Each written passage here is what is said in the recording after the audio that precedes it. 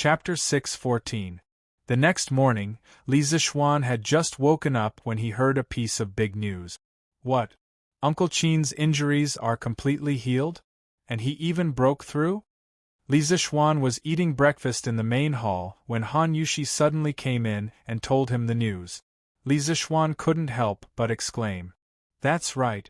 I heard that after practicing Tai Chi yesterday, Godfather suddenly felt something and locked himself up. Last night, Godfather broke out of seclusion. Not only were his old injuries completely healed, but his strength had also improved and reached the peak of the master stage. This way, Godfather doesn't have to suffer any more pain. Han Yushi happily shared the news she had heard with Li Zixuan. After saying that, she seemed to have thought of some unhappy things. She immediately wrinkled her nose and said, previously, some imperial physicians said that Godfather's body could only hold on for another 10 years at most.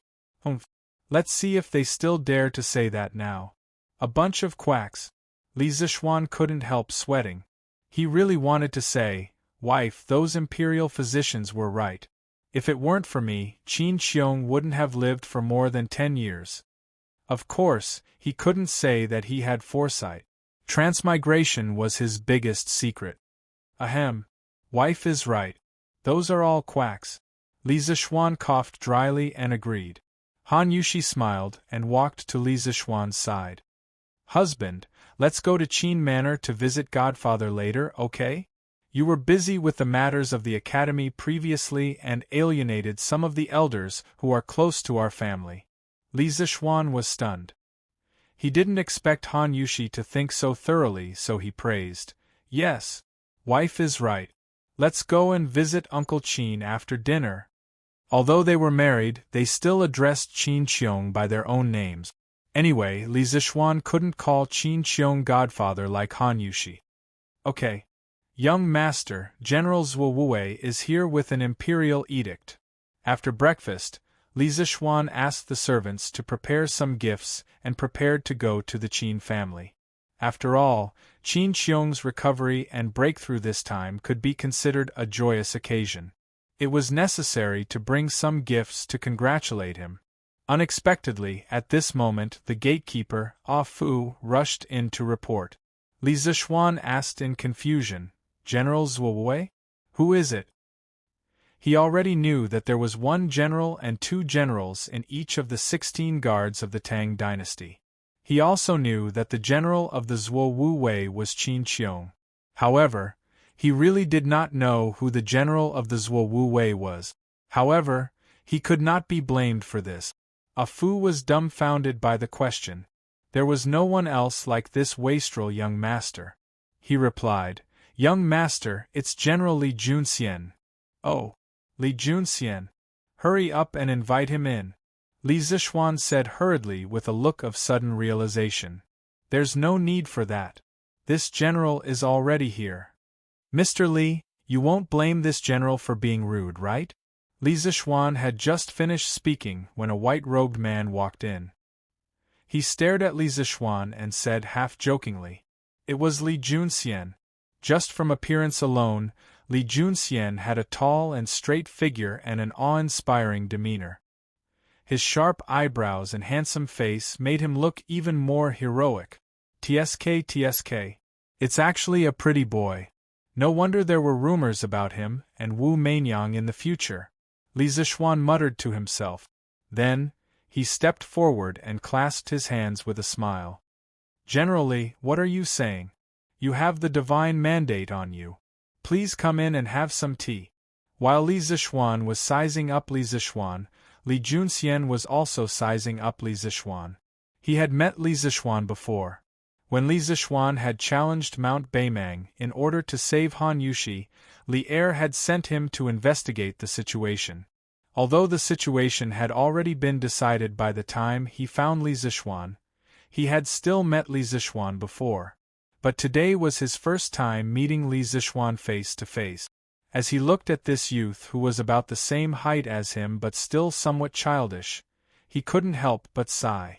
If not for Li Zixuan, he and Dugu Xian would have been considered outstanding talents of the great Tang's younger generation. But there were no ifs in reality. Although he held an important position at such a young age and was even a second-rank county duke, he was still a little dim compared to Li Zixuan.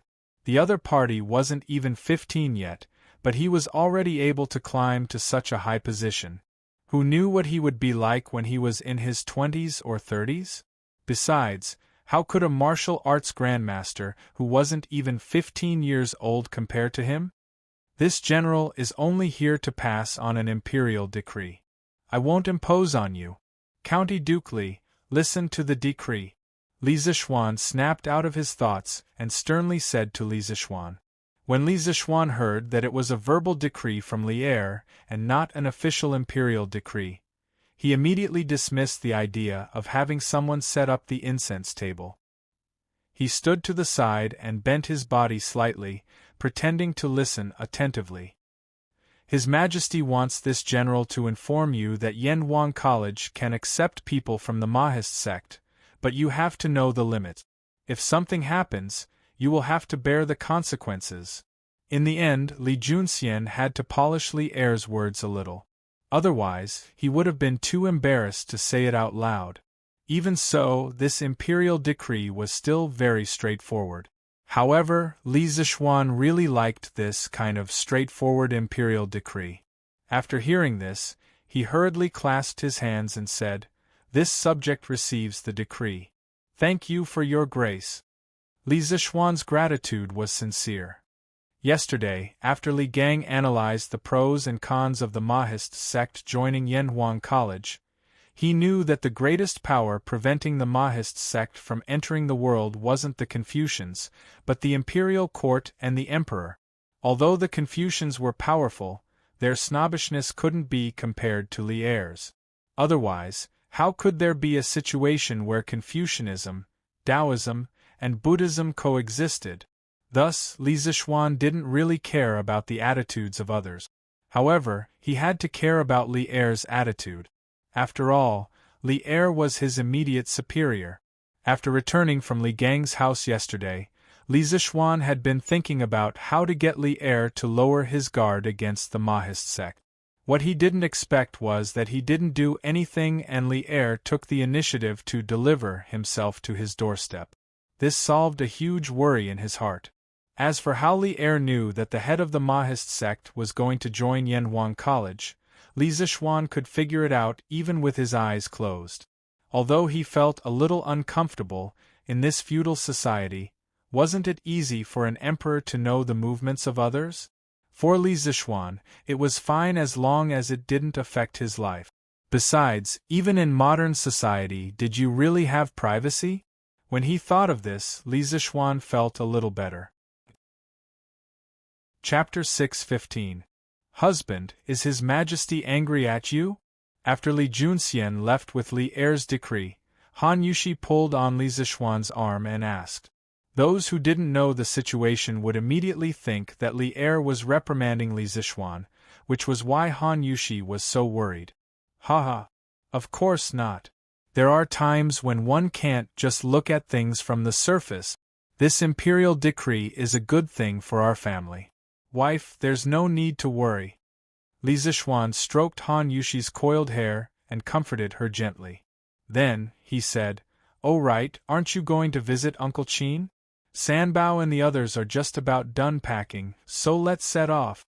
Han Yushi naturally agreed. The husband and wife went out hand in hand. They rode a carriage with gifts and headed towards the Qin manor. When they arrived at the Qin residence, Li Zixuan realized that the place was already packed with carriages. 4 or 5 carriages were parked by the side of the road, and each carriage had a manservant who was giving the horses water to prevent them from getting heatstroke. It seems like it's going to be rather lively here. Li Zixuan jumped down from the carriage and helped Han Yushi down as well. He couldn't help but chuckle as he looked at the situation by the road. Han Yushi steadied herself and smiled. Adoptive father's recovery from his illness is a major event for all of the great Tang. Many people will definitely come to congratulate him. Li Zixuan nodded and pulled Han Yushi inside. The gatekeepers of the Qin residence naturally wouldn't stop them. One of them was their patriarch's savior, while the other was their patriarch's adopted daughter. Even if they had 10 times the courage, they wouldn't dare to stop them. Ha! Second brother can finally ride a horse and hunt with me and go to the battlefield to kill enemies. How delightful, how delightful! Today, we brothers must not return until we're drunk. Cough. Needless to say, only Qing Yaojin could have such a loud voice and speak in such a bold and unrestrained manner. Pa! You idiot, Shu Bao has just recovered from his illness. How could he drink so much with a fool like you? It was obvious that this voice belonged to Yu Qigong. He was the only one who would go against Qing Yaojin like this. Hey! Yuchi old hey, what are you talking about? Not only has second brother recovered from his old injuries, but he is also more powerful than you and I. Why can't he drink? I think it's you, Yuchi old black, who can't hold your liquor well and doesn't dare to drink with us, right? Ah. Bullshit. I don't dare to drink with you? Come, come, come. Today, whoever falls first will be the grandson. Ha ha. So be it. Do you think I, old Qing, am afraid of you? Hearing this, Li Zixuan couldn't help but shake his head and walk towards the main hall. He thought to himself, these two old fellows can really fight anywhere. They are simply enemies from the previous life. Ah, no, it should be enemies from the previous life, because even enemies are not as fierce as these two. It was originally a celebratory banquet for Qin Xiong's recovery, but these two people turned it into a catfight. Uncle Qin, I heard that you've recovered. Congratulations! From now on, you can continue to carry your spear and gallop on the battlefield. Li Zixuan stepped forward and cupped his hands to Qin Xiong before congratulating him. As for Han Yushi, she had already been led to the backyard by the Qin Manor's servants to talk to Mrs. Qin. After all, there were so many men in the main hall, and she had nothing in common to talk about here. Only then did everyone notice that Li Zixuan had arrived. Qin Xiong was the first to stand up and smiled kindly. Ha ha! This is all thanks to you, little Xian. Come and sit first. Hey! That's the result of your own perseverance, Uncle Qin. Li Zixuan said humbly. Then, after greeting some of the elders present, Li Jing, Qing Yaojin, Yuqi Jingda, Niu Jinda, Li Daozong, etc., he sat at the last seat on Qin Xiong's right. There was no choice. Who asked him to be the last to arrive and be the youngest person? This is your credit. No one can take it away. If it weren't for your unique medicinal wine, little Xian, and that blood-snatching method to prolong my life, this old man could only lie in bed for the next few years and wait for death. How can I still sit here and chat with all of you? Qin Xiong stroked his beard and looked at Li Zixuan with admiration. Qing Yaojin said with a faint smile, Ha ha, we're all family. Second brother Qin, what are you thanking us for? Besides, even if you want to thank us, this is not a complete thank you. Did you forget to tell us something? Qin Xiong was stunned and asked in bewilderment, What is it? Qing Yaojin pursed his lips and said, It's that Taiji fist. Second brother Qin, didn't you break through to the peak of Grandmaster because of Taiji fist? A while ago, I heard that Dugu Xian broke through to Grandmaster with a few sword moves that little Xian helped him deduce. Now, second brother Qin, you've reached the peak of Grandmaster because of little Xian's Taiji fist. This is enough to show that if a martial artist wants to break through, it's best to look for little Xian. That's right. Now, little Xian has a small reputation in the martial arts world. Li Jing stroked his beard and smiled. However, Yu Qigong said, Second brother Qin has just recovered from a serious illness this time, and his strength has increased by another level. It can be said that he has left us behind again. The reason why Yu Qigong said this was mainly because among them, when they were young, Qin Xiong's martial strength was the first to reach its peak. And according to the development of things, Qin Xiong's martial strength should be the first to decline. At the beginning, it was indeed like this. At that time, they were chasing after Qin Xiong's footsteps, but Qin Xiong's martial strength kept declining because of his body. Everyone thought that it would end like this. Who knew that Qin Xiong would be reborn today? Not only did he wash away his old injuries, but he also took another step forward in martial arts and once again pulled away from these generals. Second brother Qin, can I practice Taiji Fist? I've been stuck at Grandmaster middle stage for a long time. If I can practice Taiji Fist, I might be able to break through. Cheng Yaojin asked shamelessly. At this moment, the rest of the people stopped talking to each other and turned their attention to this side. For martial artists, there was nothing more comfortable than improving their realm. Qin Xiong glanced at Cheng Yaojin and said, I don't have any objections, but you have to ask little Xian. After all, Taiji Fist is from him. Seeing that everyone was looking at him, Li Zixuan hurriedly said, Haha, I don't have any objections either. If you want to learn Taiji Fist, you can all learn it. However, Taiji Fist emphasizes the word understanding. If you don't use your heart to understand it, in the end, even if you do make the final move, you can only make the shape look like the spirit but not the spirit. It won't be beneficial for breaking through the realm. Chapter 6:16. Humph. Zhao Song is in trouble because of you, and you still have the time to show off here. In the front hall of Qin Mansion, everyone was discussing the magical functions of Tai Chi. Suddenly, a loud voice came from outside the door. Then, Li Er stepped into the main hall in his regular clothes. Everyone in the room was shocked. They quickly got up and bowed. Greetings, Your Majesty. Li Er waved his hand and said, I'm here today to congratulate Shu Bao on his recovery. There's no need for formalities. Qin Xiong heard this and said gratefully, Your Majesty, thank you for your concern. Li Er stepped forward and helped Qin Xiong up.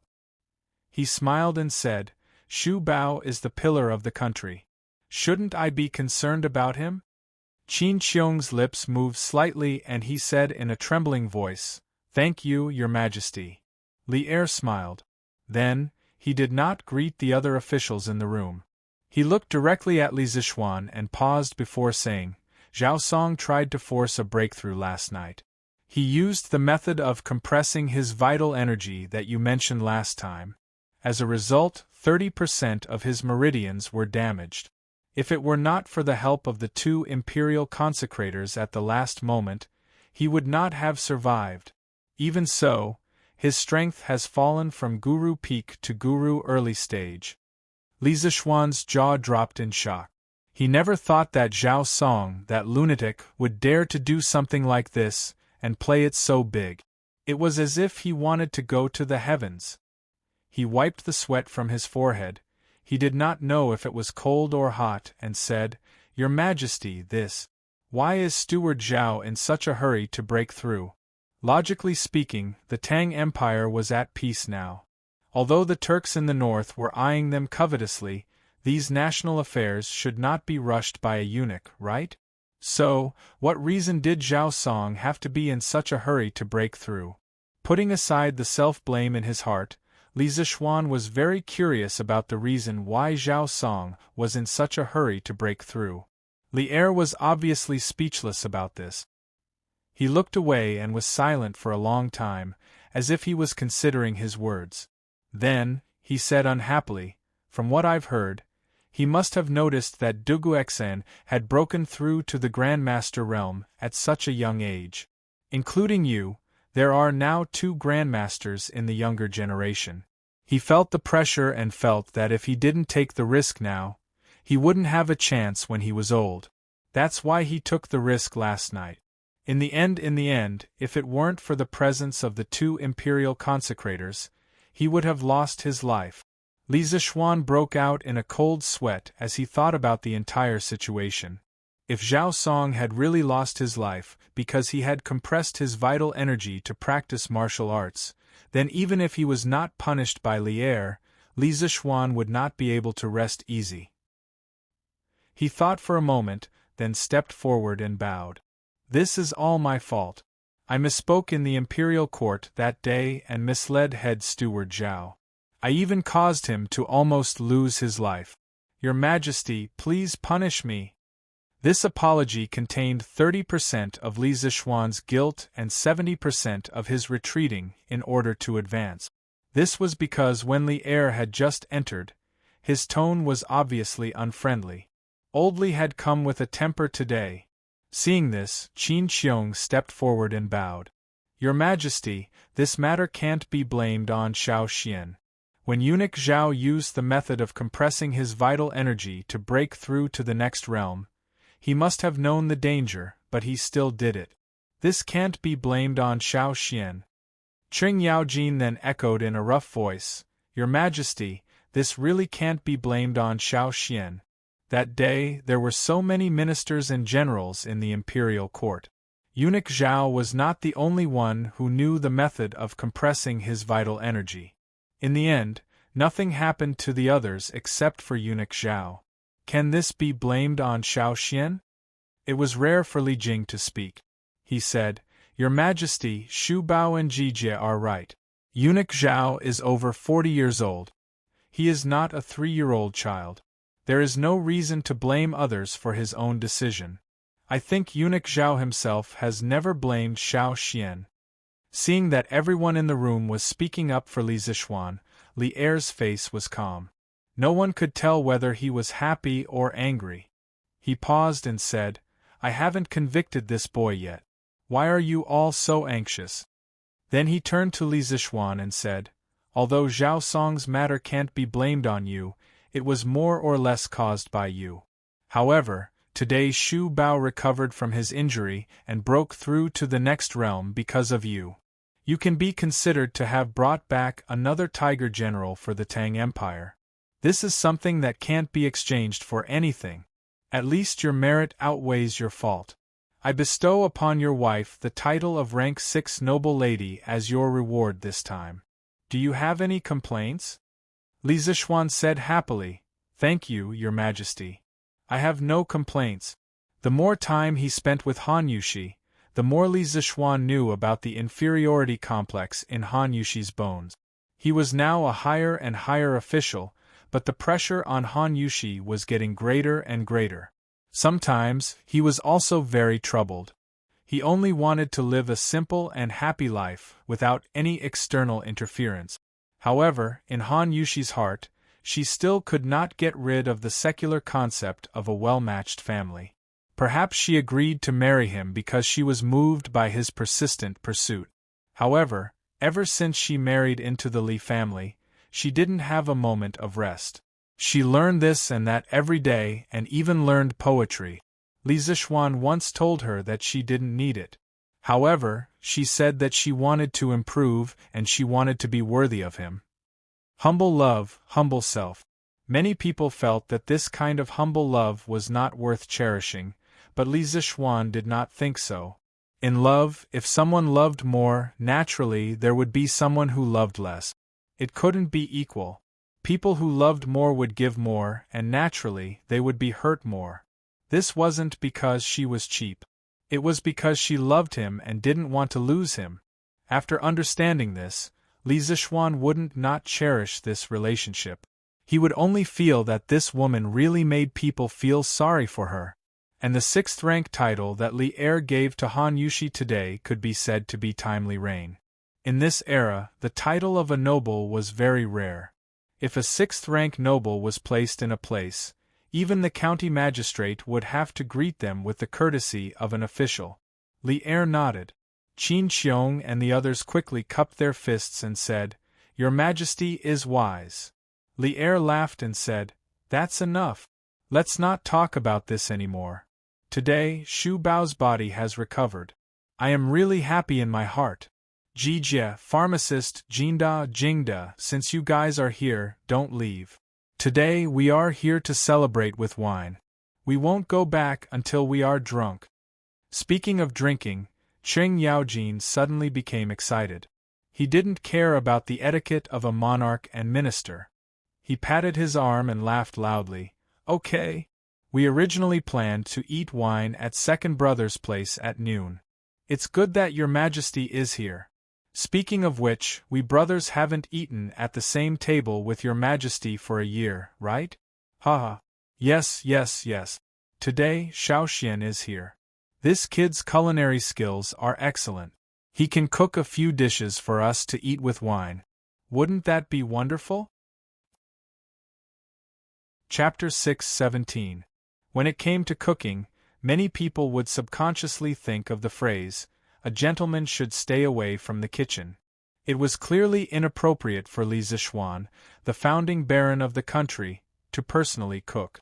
However, the elders in the backyard clearly didn't think so. Cheng Yaojin, Qin Qiong, Niu Jinda, and Yuqi Jingda had always treated Li Zishuan as their own junior. If something happened to Li Zishuan, the four of them would definitely be the first to act. As for Li Zishuan, because of Han Tianhu's Han family, he was considered relatives of Li Zishuan. Needless to say, Li Zishuan himself also wanted to try the dishes personally cooked by Li Zishuan. After all, in the entire Tang Dynasty, who didn't know that Li Zishuan was the best at eating? Therefore, Li Zishuan was unquestionably sent to cook for these elders and big shots to go with the wine. As the emperor, if he wanted to eat lunch at the Qin residence, Li Zishuan obviously wouldn't be the only one busy. When Madame Qin, who was chatting with Han Yushi in the backyard, heard that Li Zishuan was going to eat at the Qin residence, she quickly ordered the servants to prepare the ingredients. Then, she personally went to the kitchen. Han Yushi followed behind her. "Xiao Xian? Why are you here? Why aren't you in the front room with His Majesty? They all say that a gentleman should stay away from the kitchen. Why are you, a man, in the kitchen? Go out and let Auntie." Madame Qin originally planned to personally cook lunch. After all, it was for the emperor. However, she couldn't be careless. If the servants didn't pay attention or had any evil intentions and something happened to Li Zishuan while he was eating at the Qin residence, then the hundreds of people in the Qin residence would be finished. After entering the kitchen, Madame Qin saw Li Zishuan cutting the pork and couldn't help but reprimand him. Han Yushi, who was following behind, also couldn't help but open her mouth in shock when she saw this scene. When Li Zishuan heard this, he smiled as he cut the pork. What gentleman should stay away from the kitchen? That was just a bunch of hypocrites who pretended to be righteous and hypocritical to cover up their hypocrisy. Today, Uncle Qin has just recovered from a serious illness, and this little one's cooking skills are just right. I'll conveniently make a few side dishes for Uncle Qin, the elders, and His Majesty to show my sincerity. What's wrong with that? Mencius had a famous saying, "A gentleman is like a beast. Seeing it alive, he cannot bear to see it dead. Hearing its voice, he cannot bear to eat its flesh. Therefore, a gentleman stays away from the kitchen." In the traditional etiquette system, it was simply established as a code of conduct. A gentleman should stay away from the kitchen. If there is blood and qi, he should not be humiliated. Li Zishuan felt that the person who said this was simply asking for trouble. Since you can't bear to kill, then don't eat meat. Not only did he have to satisfy his desire for good food, but he also couldn't bear to see the pain of animals dying. He had to stay away from the scene of the killing so that he could eat with a clear conscience. If this wasn't hypocrisy, then what was? Therefore, when he heard Mrs. Qin say that a gentleman stays away from the kitchen, Li Zishuan thought that it was just a bunch of hypocrites who pretended to be righteous and hypocritical to cover up their hypocrisy. Mrs. Qin saw this and anxiously said, "That's all nonsense. No matter what you say, Auntie has never seen a man personally cook in the kitchen. Xiao Xian, hurry up and come out." Li Zishuan saw that he couldn't persuade Mrs. Qin and felt helpless. He could only bring out the flag and say, "Auntie, this is what His Majesty asked me to do. I have no choice." "What? His Majesty asked you to do it?" Mrs. Qin frowned when she heard this and didn't try to persuade him anymore. She thought for a while and said, Then Auntie will help you." "Husband, I'll help you too." Li Zishuan knew that if he still didn't agree, Mrs. Qin would probably go to the backyard to talk to Li Er personally. Therefore, he nodded and said, "Then I'll have to trouble Auntie and wife." "Hey, you child, why are you being so polite with Auntie? Besides, this is what Auntie should do." Mrs. Qin laughed and went into the kitchen. She began to instruct the maids to help Li Zixuan wash the vegetables. Han Yushi walked to Li Zixuan's side and said softly, "Husband, what are you going to cook? Can I help you?" Li Zixuan smiled and said softly, "I'm going to cook a few new dishes. Vinegar radish skin, big bowl of steamed pork, steamed chicken, fried fish pieces, and fried chicken cubes. Wife, you can just watch from the side and cook for me in the future. How about?" Han Yushi carefully memorized the names of these dishes and said, "Okay, that's good. I'll learn seriously." Seeing the serious expression on the woman's face, Li Zixuan couldn't help but flick her flawless forehead with his clean hand that was holding the kitchen knife and said, "Don't worry. Why are you so serious? If you can't learn it today, I'll teach you in the future." "Alright, wife, I have good news here. I'll tell you when we get home."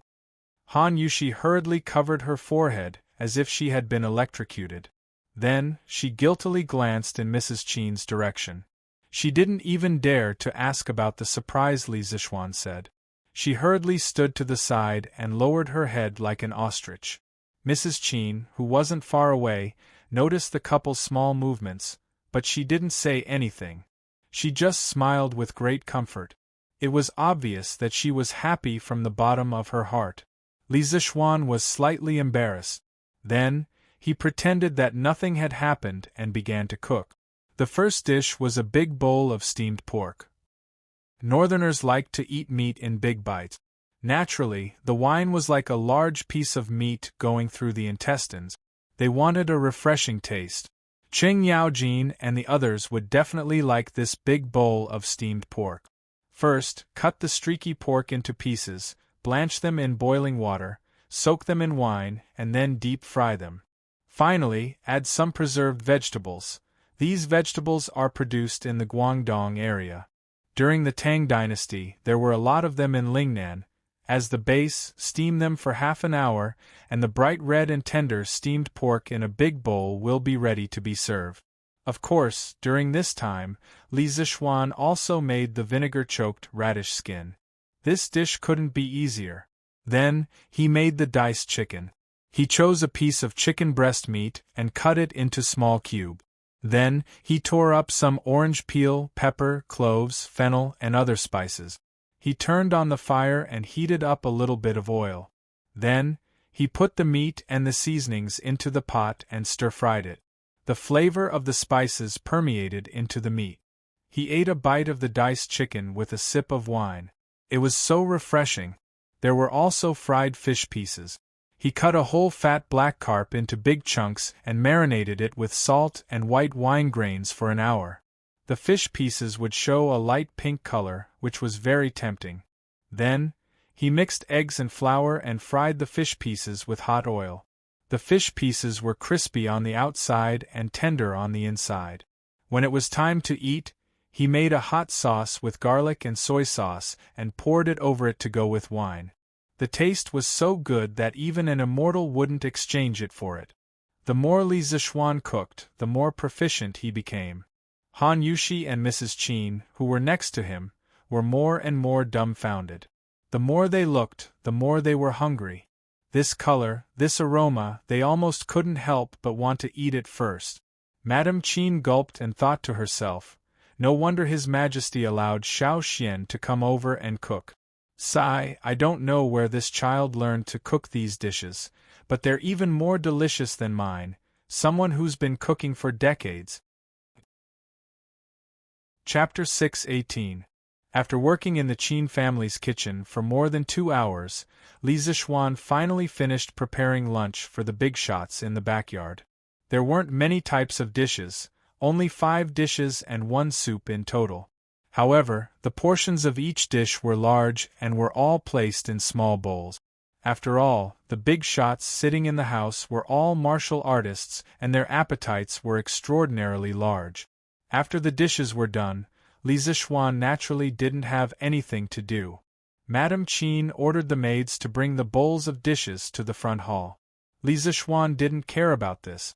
After washing his hands, he pulled his wife out of the kitchen. Unexpectedly, as soon as he came out, he saw Qin Huayu and Qing Chumo walking towards him. Li Zixuan was stunned and asked, "Hey? Huayu, Chonyo? You two are back?" Qin Huayu went to Yunshan to participate in labor as early as a month ago. Qing Chumo liked to slack off, and it had only been half a month since he went to Yunshan. Under normal circumstances, the two of them should be at Yunshan now because Yunshan was a little far from Chang'an. The students of the School of Mathematics would usually eat together in the cafeteria of Yunshan at noon. "Oh, what meat is this? It smells so good. Hey, wait, don't go. Let me try a piece." Qing Chumo was about to answer when he smelled an extremely rich fragrance of meat.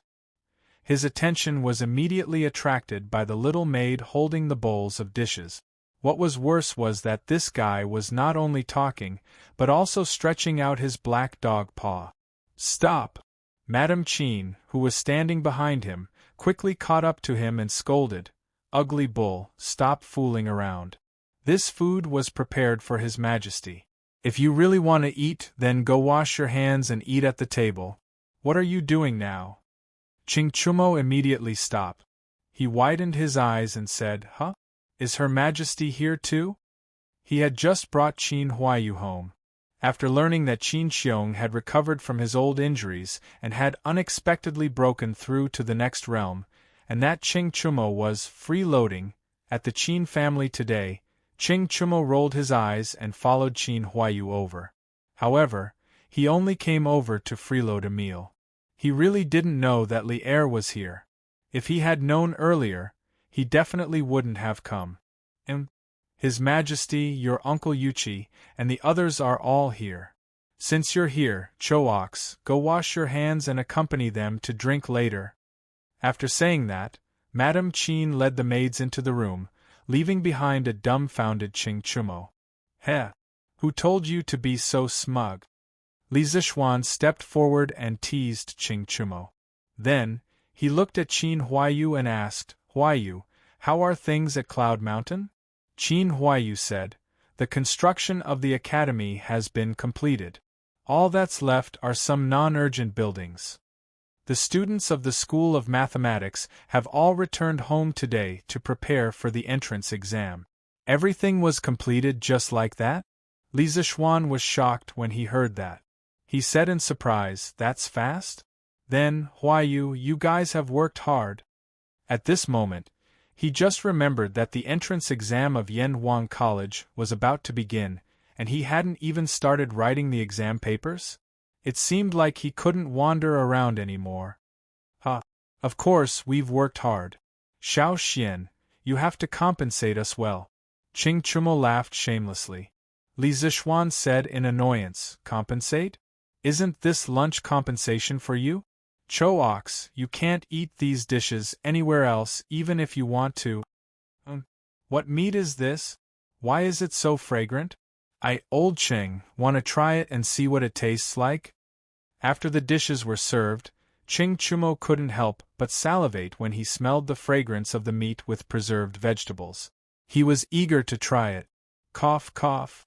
Qin Xiong coughed heavily and signaled Qing Chumo to notice that Li Er was still at the table. Qing Chumo came back to his senses and blushed. He put down his chopsticks and said awkwardly, "Cough, cough. Your Majesty, please try this first." Li Er smiled and said, "What? We haven't eaten together for so long, and now we're becoming distant?" Thinking back to when Jijie was at the table, he didn't give in no matter who the other party was. Qing Chumo touched his nose and didn't say anything, but he thought to himself, "You were still the king of Qin, and we were all good brothers. Now that you're the emperor, how can I, old Qing, not be more careful?" Ha ha. Jijie, are you trying to say that today is different from the past? I'm already the emperor of a country, and you can't laugh and scold me like before? Also, Shu Bao, pharmacist, Jingda, Jinda, do you all think the same? What kind of person was Li Er? How could he not guess what Qing Yaojin was thinking? He glanced at the people in the room and said with a meaningful smile. Qing Chumo hurriedly cupped his fists and said, "This official doesn't dare." Qin Xiong and the others also bowed slightly and said, "This official doesn't dare." Don't dare? Li Er's mood suddenly became agitated. He stood up straight and looked at everyone at the table. He said with a face full of resentment, "You all just don't dare? This means that you all really thought so in your hearts? To put it bluntly, you all are afraid. You all are afraid that I will punish you because of your words and actions. You all are afraid that I will be the emperor now, and my temperament will change greatly compared to before. You all are afraid that I will be like Liu Bang, who just ascended the throne and then killed a meritorious official. You all are afraid, aren't you?" At the end of his words, Li Er was almost shouting. The atmosphere in the room suddenly became heavy.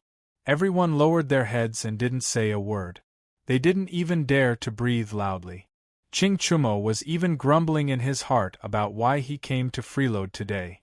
In the end, he didn't even freeload the meal, but first freeload the tigers. But he was really unlucky. Seeing that no one responded, Li Er was even more depressed. He continued, "Today, I will tell you clearly. Although I am the Emperor Shu Bao Jijie and the rest of you have been with me through life and death on the battlefield, I will always treat you as my brothers. Today I swear to the heavens that in my lifetime, I will never be like Liu Bang, and you will never be like Han Exin." Liu Bang was already more than 50 years old when he became the emperor. In his later years, he became increasingly suspicious of the meritorious officials who fought with him, especially those with different surnames. In the end, Zhang Tu, Zhang Ao, Han Wang Xian, Peng Yu, Han Xian, Ingbu, and the others were killed one after another. Ingbu even rebelled. Liu Bang personally led an army when he was ill and defeated him. After that, the country was handed over to the descendants of the Liu family.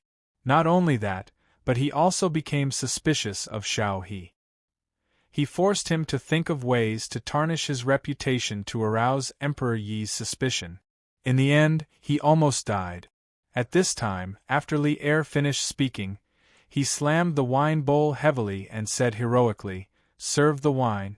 Li Zishuan, Qin Huayu, and Qing Chumo looked at each other and went to serve the wine obediently. After all, they were the only ones in the room who could be ordered. Chapter 6:19. Zhen has already said what needs to be said. Today, all of you, bring out the heroic spirit you had when you fought with Zhen on the battlefield. Shu Bao's old injuries have healed and he unexpectedly broke through. Aren't you all happy? Come. There are no monarchs and ministers on the table today. Let's not go home until we're drunk. After Li Zishuan filled the empty wine bowl in front of him, Li Er picked it up and raised it in front of his chin. He said loudly to Qin Xiong, Qing Yaojin, and the others, "Cough, cough." Qing Chumo and Qin Huayu, these two idiots, didn't dare to come over and pour wine for Li Zishuan, so this tough job naturally fell on Li Zishuan's head. Come. Let's do it. When it comes to drinking, I, Qing Yaojin, have never been afraid of anyone. Since your Majesty said that there are no monarchs and ministers on the table today, then don't blame me when you get drunk by me. Qing Yaojin was the most careless. He held the wine bowl and stood up as he spoke in a rough voice. Li Er laughed loudly. "Ha ha. Do you think Zhen doesn't know your alcohol tolerance? If you can get Zhen drunk today, Zhen will give a daughter to your Qing family." After Li Er's sincere words, Qing Yaojin's heart had already relaxed. His eyes lit up and he said, "Your Majesty, are you serious?" Li Zishuan couldn't help but feel moved. According to the official history, Qing Yaojin's second son, Qing Chuliang, did marry Li Er's daughter, Princess Qinghe. History was always shockingly similar. A monarch doesn't joke. Although Li Er's body didn't look as sturdy as Qing Yaojin's, he still had some skills in alcohol tolerance. After all, How many emperors hadn't been baptized by alcohol? After the two of them messed around, the previous tense atmosphere instantly dissipated. Yuchi Jingda joined in the fun and said, "Your Majesty, you can only believe half of Qing Jijie's words. The older this old guy gets, the less reliable his mouth." Niu Jinda smiled and said, that's right. Jijie's alcohol tolerance can't even compare to me, old Niu. He only knows how to boast." Qing Yaojin immediately panicked.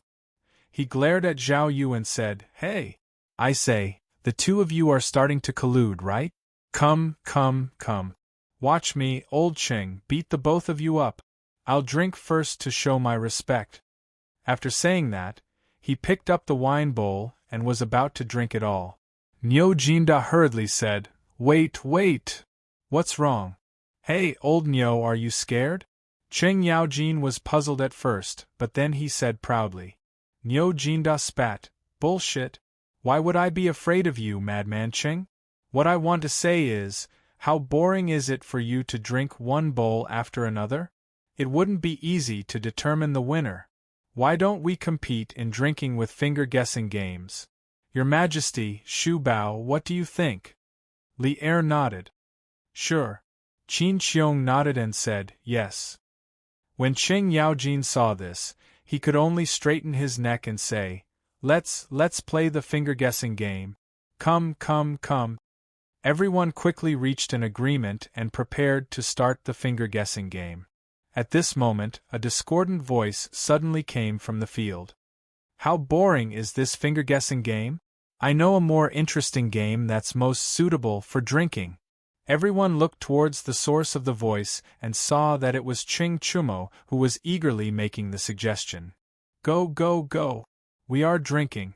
You little brat, take 2 pieces of meat and scram to the side to eat." Qing Yaojin didn't waste any time.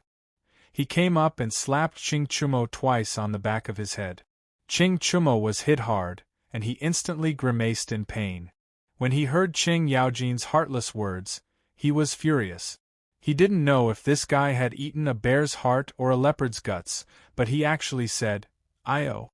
What the heck, Dad, am I still your biological son? You can really bear to hit me and say that?" Pfft. Li Zishuan was the first one who couldn't hold it in and burst out laughing. The rest of the people, including Li Er, also laughed out loud. Qing Yaojin's face darkened, and he was about to hit again when Li Er hurriedly stopped him. "All right, Jijie, stop hitting. Let Chou Niu speak. Who knows, this kid might really have some good ideas?" Only then did Qing Yaojin stop. However, he still glared fiercely at Qing Chumo and said, "Speak? You little rascal, if you can't say anything, I'll break your legs when we get back." Qing Chumo shrunk his neck, and then began to introduce to the big bosses in the field. This game is called Every 7 Passes. The rules are very simple. You can first randomly choose a person and say any number. For example, Her Majesty says 5, Uncle Li, you have to immediately say 6, and so on. However, whenever you encounter a number that is a multiple of 7 or a number that contains 7, that person can't say it out loud. He has to say pass. Those who don't say pass or those who hesitate for more than 2 breaths will all be considered to have failed. The person who fails will be punished with a glass of wine, and then the next round of the game will start from this person again. I wonder what Her Majesty and the rest of the uncles think? Li Zishuan couldn't help but cover his face.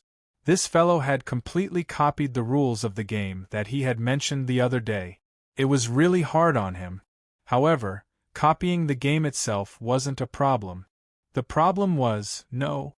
How can this game be as simple as finger-guessing? You little rascal, you're just adding to the trouble. As expected, before Li Er could say anything, Qing Yaojin was the first to jump out and reprimand him. Actually, at this moment, Qing Yaojin was also sweating in his heart. Was this son really his biological son? Why did he keep tricking him? Because if they were to follow the rules of the game, the ones who would suffer the most would be him and Yuchi Jingda. Although the rest of the people were generals, They weren't like the two of them who only knew martial arts and didn't know literature. Ching Chumo had come up with such a bad idea. Wasn't this asking for his old life? Li Er thought for a moment and understood the essence of this game. He suddenly found it interesting and said, Jijia, it's not right to say that. Compared to finger guessing, this game is obviously much more fun. Let's do this today. Apart from Yuchi Jingda, the rest of the old generals all agreed. These two miserable brothers glared hatefully at Ching Chumo. They could only obey the majority. Next, without a doubt, Qin Qiong, 19, Li Jing, 20, Qing Yaojin, 21. No. Yuchi Jingda, who was below Qing Yaojin, heaved a sigh of relief and then laughed loudly. Ha. Qing Jijie, you lost. Drink first. Let's talk about other things. Yes. Drink first. Li Er picked a large piece of braised meat for himself and said to Qing Yaojin. Qing Yaojin was helpless. He could only admit defeat and drink first. Then, the burning alcohol directly penetrated his heart, liver, spleen, lungs, and kidneys. Qing Yaojin hurriedly picked up a piece of braised meat with his chopsticks and stuffed it into his mouth, wanting to use it to ease his pain.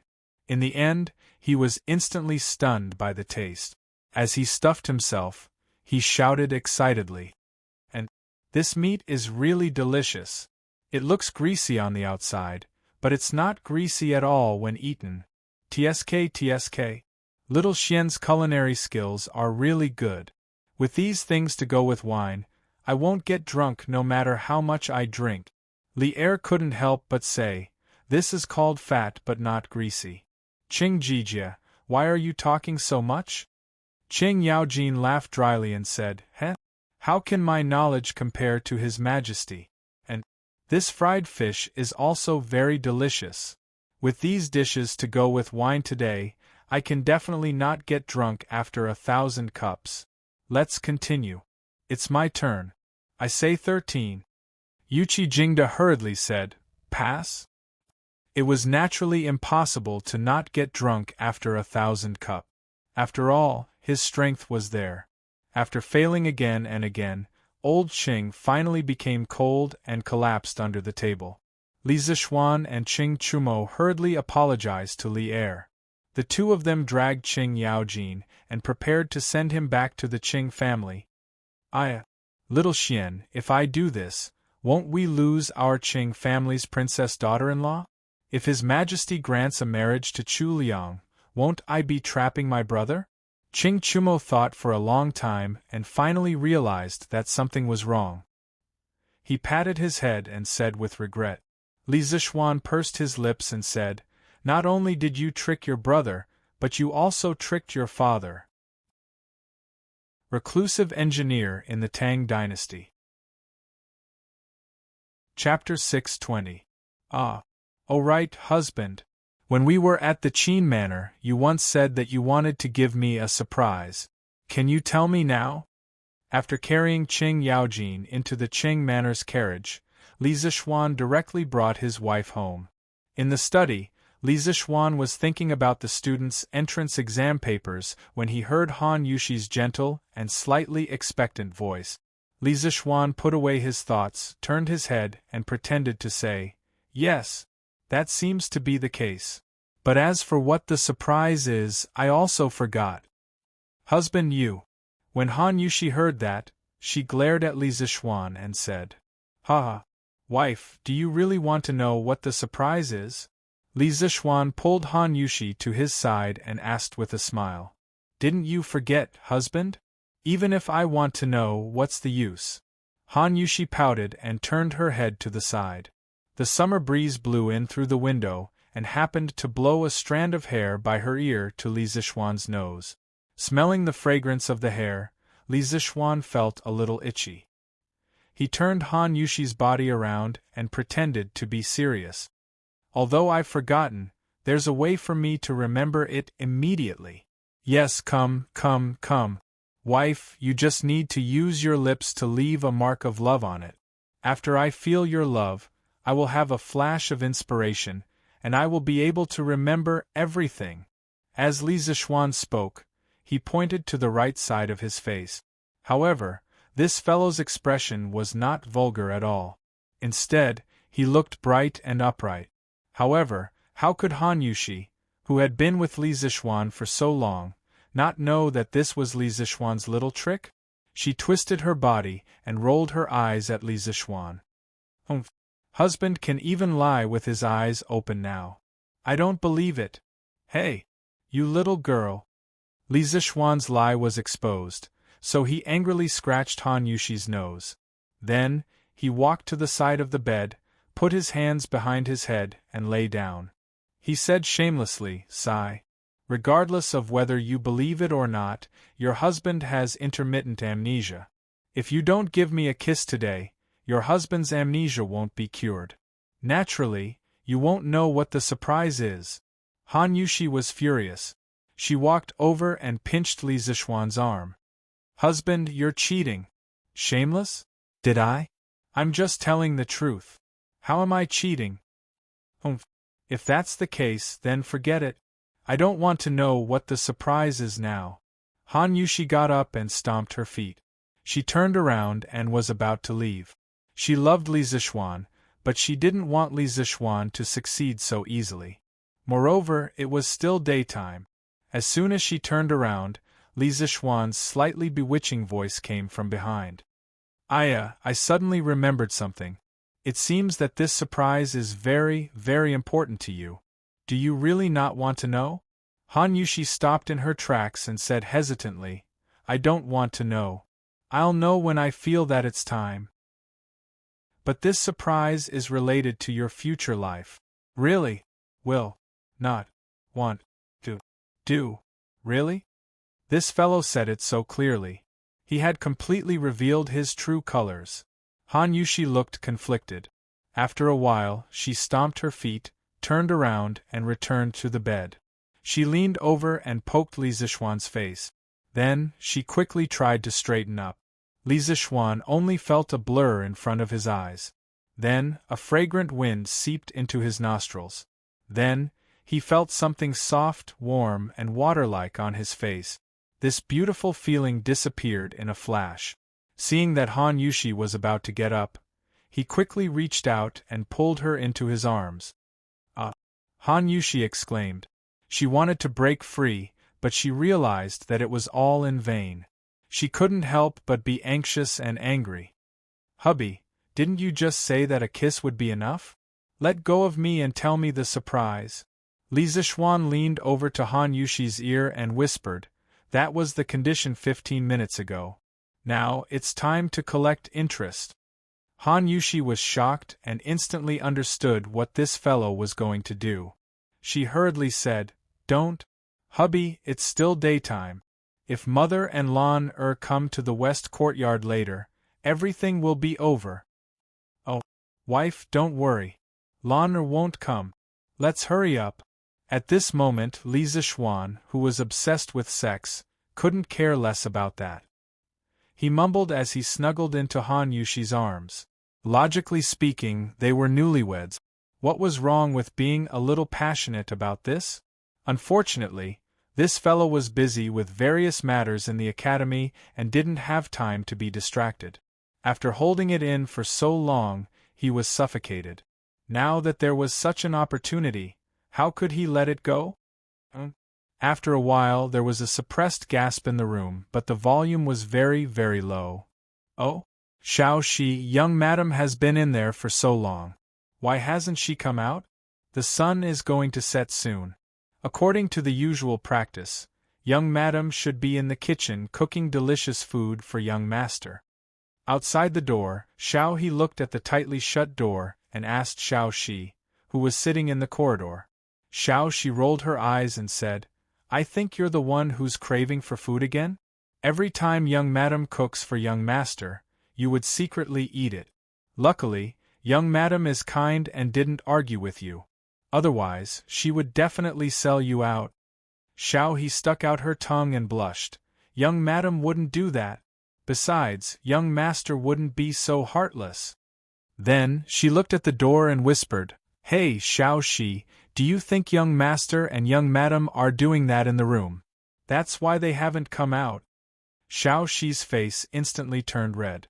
She used her finger to point at Xiao He's forehead and scolded, "Stupid Xiao He! You! Why are you thinking about these things every day? Young master and young madam. They wouldn't. Ah, 6th grade noble title? Husband, is what you said true?" Before Xiao Shi finished speaking, there was a scream in the room. It was obvious that the owner of the voice was very excited. Otherwise, he wouldn't have lost control of his voice. In the room, the two of them were lying side by side on the bed, and had already put on their clothes. However, from their messy hair and messy bedsheets, it was obvious that they had a fierce battle just now. "Shh! Lower your voice. Wife, you are trying to invite someone else in." Li Zixuan hurriedly covered his wife's mouth, and then glanced at the door with a guilty conscience. If someone else came in now, it wouldn't be a big deal for him as a man. However, he was afraid that Han Yushi would be blamed because of this and be afraid of intimacy in the future. That wouldn't be worth it. Chapter 621. Inside the house, Han Yushi motioned for Li Zixuan to let go of her hand. Then, she took a deep breath. Although she looked excited, she tried her best to lower her voice and said, "Husband, I haven't even seen His Majesty today. Why would he give me the title of nobility?" Li Zixuan smiled and said, "What's so strange about that? Although you haven't seen His Majesty, you have trained your husband well and cultivated such an outstanding talent like me. Of course, His Majesty will reward you." Li Zixuan shamelessly praised himself as he combed Han Yushi's long hair. In his previous life, he liked girls with long black hair very much. However, many modern girls found it too troublesome to take care of long hair. It was too hot in the summer and too cold in the winter when they washed their hair, so they usually couldn't keep it. Now that he was back in ancient times, he could finally fulfill this small wish of his. Han Yushi's was the standard long hair that reached her waist. She was extremely beautiful. Trained your husband well?" Han Yushi's expression froze. After she reacted, she said angrily, "Husband, you're talking nonsense again? You're already very outstanding. What does it have to do with me?" After saying that, her mood inexplicably became a little depressed. When Li Zixuan saw this, he quickly turned sideways and caressed Han Yushi's little face with his hand. He said softly, "I'm not talking nonsense. If it weren't for my wife urging me, I might be walking around with a group of rich playboys in Chang'an City right now, or hanging around in brothels. How would I have the perseverance and willpower to go to that Yanhuang college? Husband, don't go to that kind of place. The women there are not worthy of you." When Han Yushi heard about brothels, her nerves immediately became sensitive. She said anxiously. Li Zixuan smiled and said, "Yes? I'm not going. In this world, only my wife is worthy of me. I only want to be intimate with my wife." Han Yushi's ears turned red. Her voice was as soft as a mosquito as she sighed, This concubine is also not worthy of my husband." Li Zixuan's eyes widened and he suddenly shouted excitedly, "You are worthy! Who dares to say that my wife is not worthy of him? Even if you're from a commoner's family, even if you don't understand poetry, even if you're not from a noble family, you're still worthy. If I say you're worthy, then you're worthy. You don't need to learn poetry, you don't need to learn accounting, and you don't need to worry about other people's gossip. Do you understand?" Husband Han Yushi's eyes were filled with tears as she stared blankly at Li Zixuan. She wanted to say something, but nothing came out of her mouth. Li Zixuan held Han Yushi in his arms and rested his chin on her forehead. He said softly, "Remember, my wife, from now on, you only need to accompany me and grow old together. I will help you solve other things. If others feel that your status is low and you're not worthy of me, then I will find an official position for you. Let's see who dares to gossip behind my back in the future." Wife, it's fine if you don't know how to do accounting and manage the family. I will earn mountains of gold and silver for you. Even if our children and grandchildren are all prodigals, they will never be able to squander the family fortune. Wife, it's even more fine if you don't know poetry. When you want to write poems, tell me, and I will write them for you. You can write whatever you want. Actually, our life doesn't need to be so complicated. I love you, you love me. It's that simple. We will love simply in the future and live together simply, okay? Wah! These ordinary and touching words of love, which seemed to be a reprimand on the surface but were actually full of concern, made Han Yushi unable to hold it in any more. She burst into tears and buried her head in Li Zixuan's arms as she sobbed, "Husband?" Sob, sob. "I'm sorry, I was wrong. I won't have those messy thoughts in the future. I'll accompany you well in the future. I won't study poetry anymore." At this moment, she realized that Li Zixuan wasn't lying to her when he said that this surprise was related to her future life. In the past, in order to make herself worthy of Li Zixuan, she had been working hard to learn this and that. She originally thought that he couldn't tell, but she didn't expect that the man beside her had long noticed all of this and kept it in his heart. He even put in a lot of effort to untie the knot in her heart. When she thought of this, self-reproach, sweetness, happiness, and gratitude instantly surged into her heart. Han Yushi's tears flowed endlessly like a flood breaking through a dam. In just a short while, Li Zixuan's chest was already wet. Li Zixuan quickly patted Han Yushi's back and comforted her gently. All right, wife, don't cry.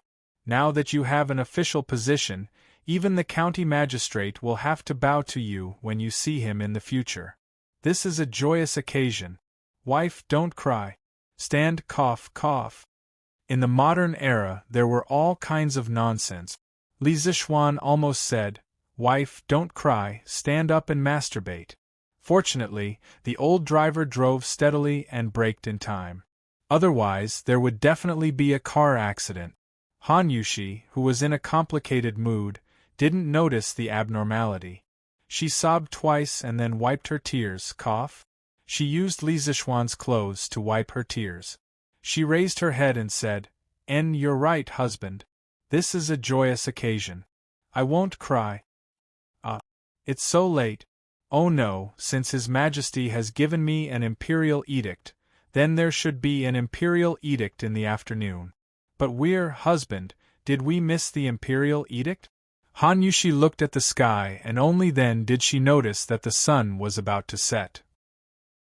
She suddenly thought of the 6th rank title and couldn't help but exclaim with a panicked expression. Li Zixuan patted Han Yushi's shoulder and said with a smile, "Ha, wife, you're thinking too much. His Majesty drank a lot in the afternoon. He's probably still in the land of tenderness. Where would he have the time to get someone to draft an imperial edict? The imperial edict bestowing the title of wife will probably only be sent tomorrow." Han Yushi heard that and couldn't help but let out a long sigh of relief. She patted her chest and said, "Oh, that's good, that's good. It's all your fault, husband. Xiao He and the others must have noticed something. Forget it, let's not care about this. I have to go to the kitchen and arrange for someone to cook. Otherwise, father and mother will be anxious from waiting." After that, she left Li Zixuan and got up in a hurry to go out. Li Zixuan was speechless. He thought to himself, "Is it my fault for lasting too long?" He looked at Han Yushi's back and added, "Wife, remember to make a plate of scrambled eggs with chives and roast a plate of pork kidney tonight." Han Yushi's tender face turned red when she heard that. She said unhappily, "Stinky husband, you haven't been serious all day. I'm ignoring you." After she finished speaking, she really didn't bother with Li Zixuan and directly fled. Chapter 622. The next day, Li Zixuan slept in, which was rare. On one hand, it was because he had been in seclusion for the past month to compile teaching materials. He would work overtime every night, which exhausted a lot of his physical and mental strength. On the other hand, it was because this guy had another wave last night and worked overtime in bed. Under such circumstances, he could not get up in the morning. But as the person involved, Han Yushi didn't feel sleepy at all. She didn't feel sleepy at all. She knew that Li Zixuan was very tired during this period of time, so she didn't wake him up. Instead, she walked out of the room alone and brought Xiao He, Xiao Shi, and the others to practice Tai Chi. Today, Han Yushi felt more and more that Tai Chi was very beneficial to the body. Not to mention that her husband and her adoptive father had broken through because of Tai Chi. After practicing Tai Chi for more than 2 months, the most direct feeling was that she was very energetic every day. Secondly, she could barely cope with Li Zixuan's various torments at night. The 3 beauties were practicing Tai Chi outside. The scenery was very beautiful, but Li Zixuan had no time to care about it. He lay in bed and slept soundly, going on a date with Zhou Gong. "Hubby, get up quickly, Mr. Li Gang is here." After an unknown period of time, Li Zixuan faintly heard a melodious voice ringing in his ears. He muttered somewhat unwillingly, "Oh, who's here?" Han Yushi had no choice but to repeat, "Hubby, Mr. Li Gang is here. He's waiting in the front yard. Get up quickly." Li Zixuan heard it clearly this time. He immediately turned over and jumped off the bed, saying, "Mr. Li is here? How long has he been here?" This guy looked at the sunlight outside and knew that it was not early. As he spoke, he hurriedly put on his clothes and buttoned a button wrong in his hurry. Seeing this, Han Yushi sighed helplessly. Without any hesitation, she stepped forward to help Li Zixuan put on his clothes. She said, "Husband, don't worry. Mr. Li Gang has just arrived. There are 2 other people who came with him. They look quite old. Father is accompanying them in the front hall." Li Zixuan asked, "Oh, Dad, didn't you go out to play chess with someone today?" The chess he was talking about was Go. Of course, it didn't mean that there was only Go in the Tang Dynasty and no Chinese chess. In fact, there were both types of chess in the Tang Dynasty. Go had been circulating in China's upper class since the spring and autumn period. Chinese chess was relatively late and only became popular during the Warring States period. A few months ago, after Li Jingma handed over the family business to Li Zixuan, he happily became a rich man. In the morning, he usually played chess with others in the tea house, and in the afternoon, he usually went shopping with Mrs. Li or went sightseeing in the suburbs of Chang'an. He was really comfortable. Not yet. Mother said that the imperial edict might come to our house today. She asked father not to go out. After Han Yushi helped Li Zixuan put on his clothes, she began to pull Li Zixuan to the dressing table to help him comb his hair. At this time, when she heard Li Zixuan's question, she answered softly. Li Zixuan responded. Then, he complained in his heart, "I don't know if old Li has recovered today after drinking so much yesterday. He's not like me, who can sleep in the morning." Li Er, who had dark circles under his eyes and was in low spirits, yawned inexplicably on the dragon throne. Wei Zheng, who was standing below, couldn't help but frown. "Mr. Li, you're here. We're honored by your presence. Please forgive us for not going out to meet you." After washing up, Li Zixuan came to the main hall in the front yard. When he saw Li Gang and 2 unfamiliar old men, he quickly went forward and greeted them politely. Li Gang didn't buy it. He pointed at Li Zixuan and scolded, "What do you mean by not going out to meet you? I think you just woke up, right?" He had been with Li Zixuan for so long and had long regarded Li Zixuan as his own junior. When he saw this situation, he couldn't help but say a few more words. Cough, cough. Li Zixuan blushed and said awkwardly, "Well, I've been too tired to compile teaching materials for the academy recently, so I woke up a little late today. I didn't expect Mr. Li to come in person. Otherwise, I wouldn't have woken up so late." Li Gang glanced at Li Zixuan's legs and wanted to say, "Young people should pay attention to self-control." But when he considered that it would embarrass Li Zixuan in front of others, he could only change his words and say, "Diligence is the key to success. Yanhuang College will soon be on the right track. Little Xian, don't slack off at this time." Li Zishuan cupped his hands and said, "I understand." At this time, Li Jingma finally had a chance to interrupt. He stood up and said to Li Zishuan, "Little Xian, Mr. Li Gang has come to our house. You have to treat him well and don't neglect him. Father will go and order people to prepare lunch. You stay here and accompany these gentlemen." The people who came today were all influential figures. He felt like he was sitting on pins and needles. When Li Gang reprimanded his son, he could only listen. He couldn't say that Li Gang's reprimand was wrong. After all, Li Gang's name was so famous. Li Zishuan knew that his father wanted to sneak away, but he didn't expose him. He replied, "Father, go do what you need to do. I'll stay here." Li Jingma nodded and cupped his hands to everyone. Then, he hurried out. "Haha. This kid is in a high position, but he can still accept criticism. His temperament is not bad." After Li Gang left, an old man with half-white hair sitting on Li Gang's right stroked his beard and laughed. "Sir, you flatter me." Although Li Zishuan didn't know who this person was, he still cupped his hands and thanked him.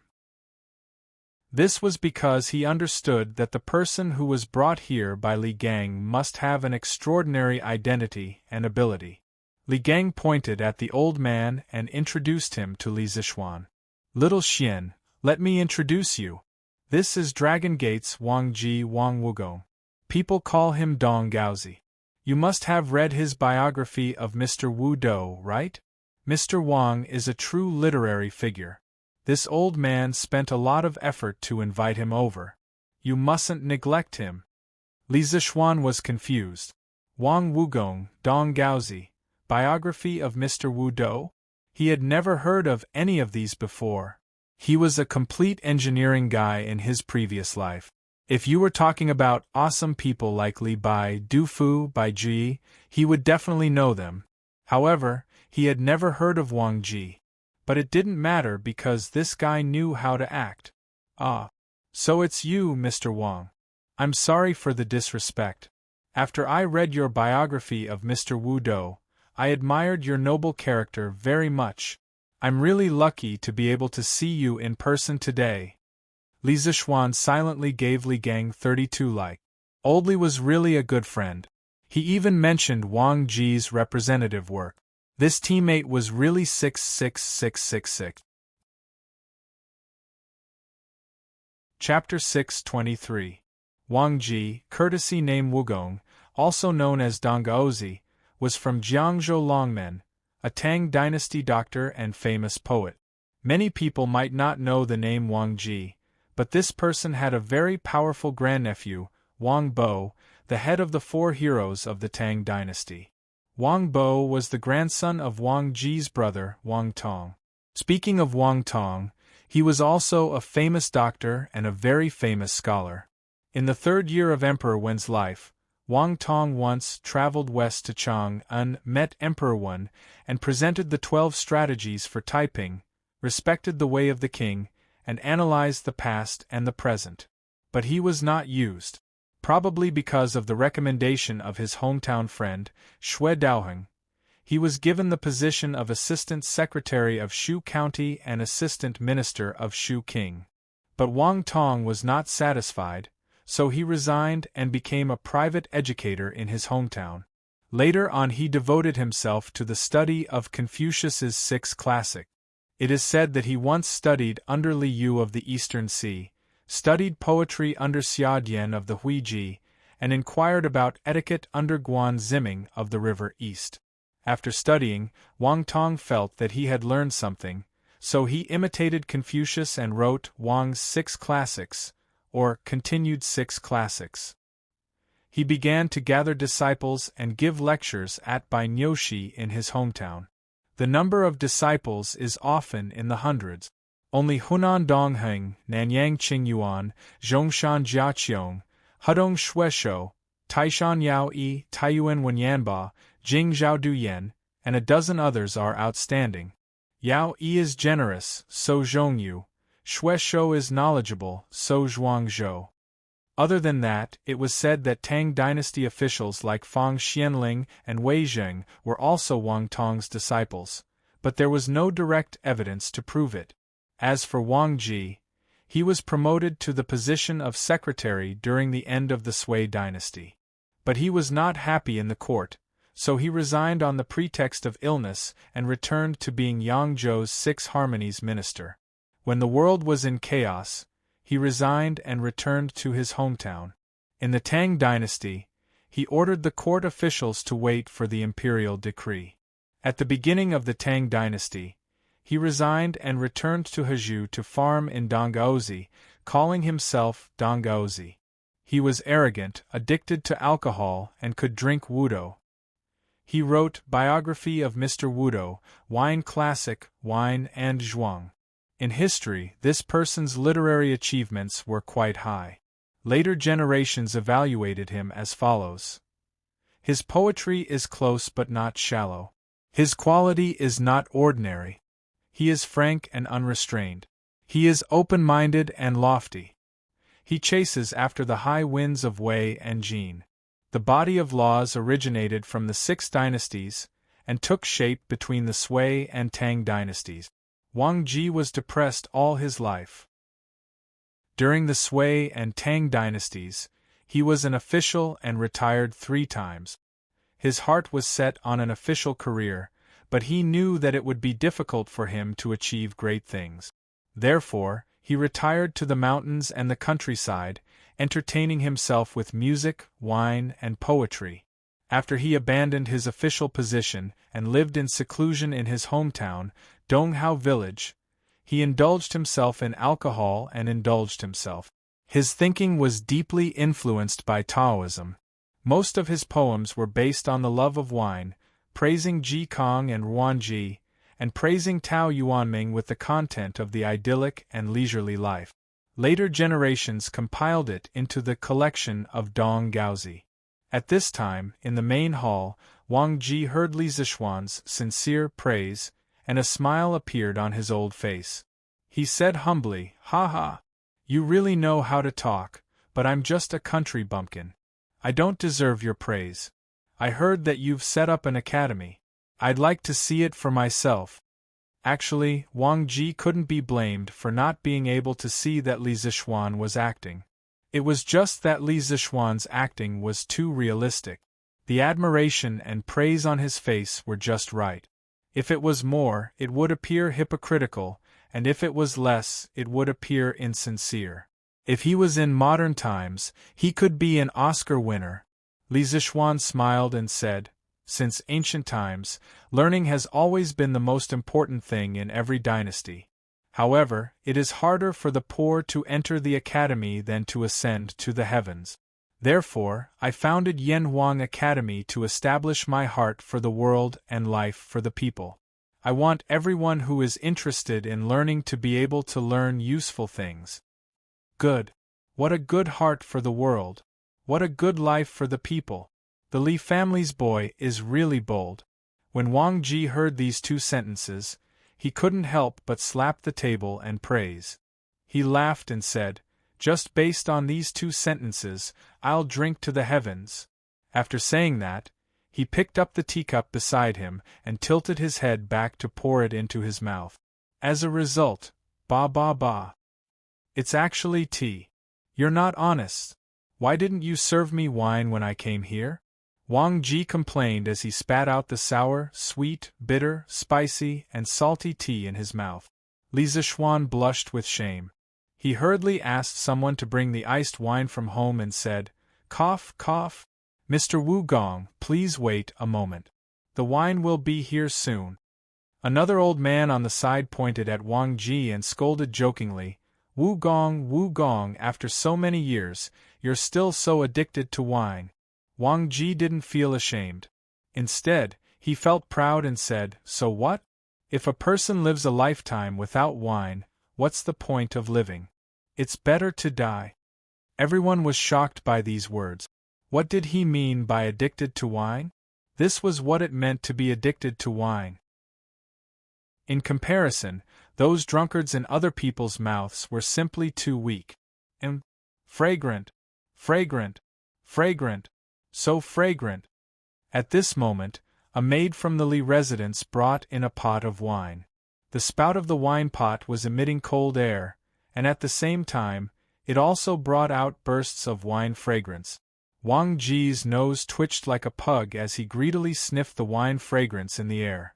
The image of an otherworldly expert from before instantly disappeared without a trace. Li Zishuan's jaw dropped to the ground. Wang Ji didn't care about these things, or rather, he didn't care about these things at all. At this moment, he closed his eyes and was deeply intoxicated. Soft and mellow, mixed with the fragrance of mountain fruits.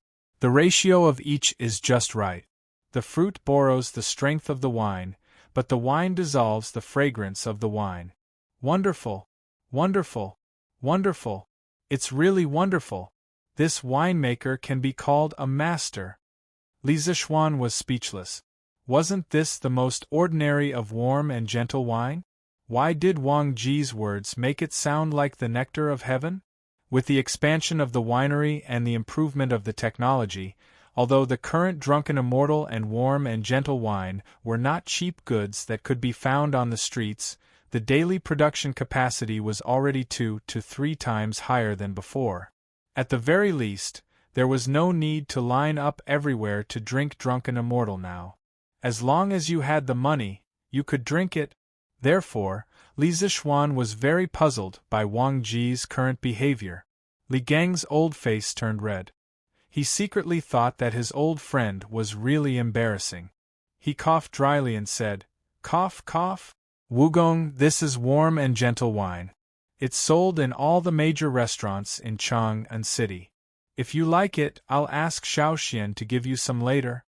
The expression on Wang Ji's face suddenly froze. However, this guy was also a clever person. Seeing his frozen old face, he immediately changed into an expression of reminiscence and said, "Oh, so it's warm and gentle wine. I drank it a few times in the past, but I didn't drink it after that. After such a long time, I almost forgot the taste." Li Zishuan was stunned for 2 seconds. He thought to himself, "I don't believe you. Warm and gentle wine and drunken immortal only appeared this year. You still have the nerve to say that you haven't drunk it for so long and have forgotten the taste?" He never expected this old guy to start acting with him. Life is really like a play, and it all depends on acting. Chapter 624. Heh!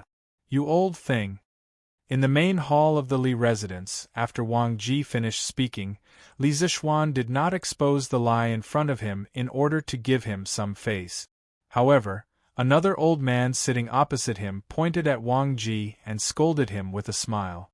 However, that old man only scolded him jokingly and didn't probe further. He probably knew that Wang Ji was living in seclusion in the remote Donghao village, and his family wasn't well off. It was normal that he hadn't heard of the gentle village. Li Zishuan stood up and said, "I haven't asked for this gentleman's name yet." Li Gang patted his head and said, "Oh, I forgot to introduce you, this is..." "Hee. Wenji, why do you have to go through so much trouble?" That old man saw that Li Gang was going to introduce himself like how he introduced Wang Ji.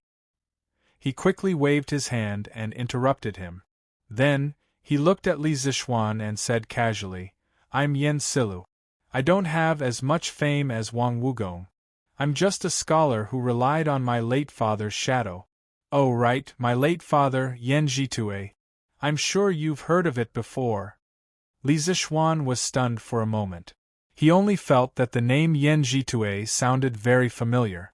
After searching his mind carefully, he was suddenly shocked. Yen Jitue. It was actually Yen Jitue, the man who wrote Yen Family Teachings. Yen Jitue lived his life and served 4 dynasties. 3 times, he was a man of a fallen country. He suffered the pain of separation and was deeply worried. Throughout his life, he didn't have any outstanding achievements, nor was he a prominent official. However, because of Yan family teachings, he enjoyed 1,000 years of fame. From this, one could see the far-reaching influence of his family teachings. Yan family teachings was written by Yan Zhitue during the northern and southern dynasties. It influenced China's ancient family teachings for more than 2,000 years. It had the reputation of ancient and modern family teachings, with this as the ancestor. It was the most famous family teachings in China's history. Back then, Lu Xun's younger brother, Zhou Zuoren, greatly respected and admired Yan Zhitue and the Yan family teachings. He specially wrote a note on the Yan family teachings in the night reading. Moreover, throughout history, the descendants of the Yan family had astonishing performances in terms of integrity and talent. Just in the Tang dynasty alone, people like Yan Shirgu, Yan Silu's eldest son, who annotated the Book of Han, Yan Zhenqing, whose calligraphy was a model for the world, and Yan Gaoqing, whose awe-inspiring integrity shook the world for thousands of years, and Yan Gaoqing, who died for the country, and so on, all gave people an extraordinary and deep impression of the Yan family, and also proved the effectiveness of the family teachings set by their ancestors. Even in the Song and Yuan dynasties, the Yan clan members continued to be officials, making the people of the Ming and Qing dynasties extremely envious. So you're a descendant of Master Yan. Sorry for the disrespect. Sir, you must be joking. If you are a sour Confucian, then there is no real Confucian in this world. Li Zishuan came back to his senses and cupped his hands solemnly at Yan Silu. His solemnity was not fake but sincere. In that moment just now, he had already recalled some of Yan Zhitue's deeds. If he remembered correctly, Yan Zhitue had an extremely famous descendant, and that was Yan Zhenqing, the man who was known as the Four Great Families of Regular Calligraphy, along with Zhao Mingfu, Lu Gongquan, and Ouyang Sun. Later generations said that Yan Zhenqing's status in the history of calligraphy in China was very high. Other than Wang Shiji, no one could be compared to him. Since Yan Zhenqing was a descendant of Yan Zhitue, then wasn't he also a descendant of Yan Silu in front of him? Yan Zhenqing was Yan Silu's sixth grandson. Phew! You changed your mind so quickly. You were just praising this old man. Now you're praising this sour old man. Wang Ji, who was drinking at the side, couldn't help but say sourly when he saw Li Zishuan's appearance. Li Zishuan couldn't help but sweat. What do you mean by changing my mind so quickly? You're not AF * King Beauty, so why would I change my mind? Eating and sitting without manners, Wang Wugong, you really don't act like an elder at all. As soon as Wang Ji finished speaking, Yan Sila beat him to it and mocked him. Li Zishuan could see that these two old men were completely different from the old-fashioned scholars he usually saw. One had a carefree personality, and the other was easygoing and didn't put on airs. No matter what, Li Zishuan felt that it was a pleasant thing to get along with these two old men, so he couldn't help but give Li Gang 32 likes in his heart. Both of you are people of virtue and prestige. No matter who it is, I have admired you for a long time. There's no need to quarrel over such a small matter. Li Zishuan smiled and tried to smooth things over. Yan Sila's eyes flashed, and he said with a smile, Li family's boy, don't beat around the bush. Tell me the truth, do you want to invite the two of us to teach at your college? Li Zishuan was slightly speechless. He originally planned to chat a bit more, then have a meal and drink together later, and then invite them to join Yanwang College. After all, in modern times, wasn't this the process of inviting people to do things? He didn't expect Yan Sila to be so direct, but since things had already come to this, he had nothing to hide, so he cupped his hands and said to the two of them, to be honest, I have the same intention. I hope the two of you can come to Yanwang College to teach and educate people. Yanwang College has just been built, and other than Mr. Li Gang, there is no one else of virtue and prestige. If the two of you can join, Yanwang College will definitely be able to reach a higher level. Among them, Li Zishuan didn't know what other skills Wang Ji had other than writing good essays. However, Yen Silu was different. First, he had scholarly prestige, and second, he had personal cultivation. If he could come to Yanhuang College to help manage the students, Li Zixuan felt that he would be able to save a lot of trouble. As for Wang Ji, Li Zixuan felt that his personality was good, and he was pleasing to the eye. In addition, he was recommended by Li Gang, so Li Zixuan felt that he might as well hire both of them. Wang Ji, who was enjoying the warmth of a woman while listening to the compliments, had no idea that he had become a buy one get one free gift in someone's heart. I have nothing to do at home. If it weren't for Li Wenji's multiple invitations, I wouldn't have come here today. You are also a famous person in Chang and this year, and I've heard a lot of rumors about you. But today you said, set your heart for heaven and earth, and set your life for the people, which made me see you and Yanhuang College in a new light. I'm even a little glad that I came here today. Yen Silu shook his head and sighed. Li Zixuan saw this and was delighted. He asked, so, Mr. Yen, you agree?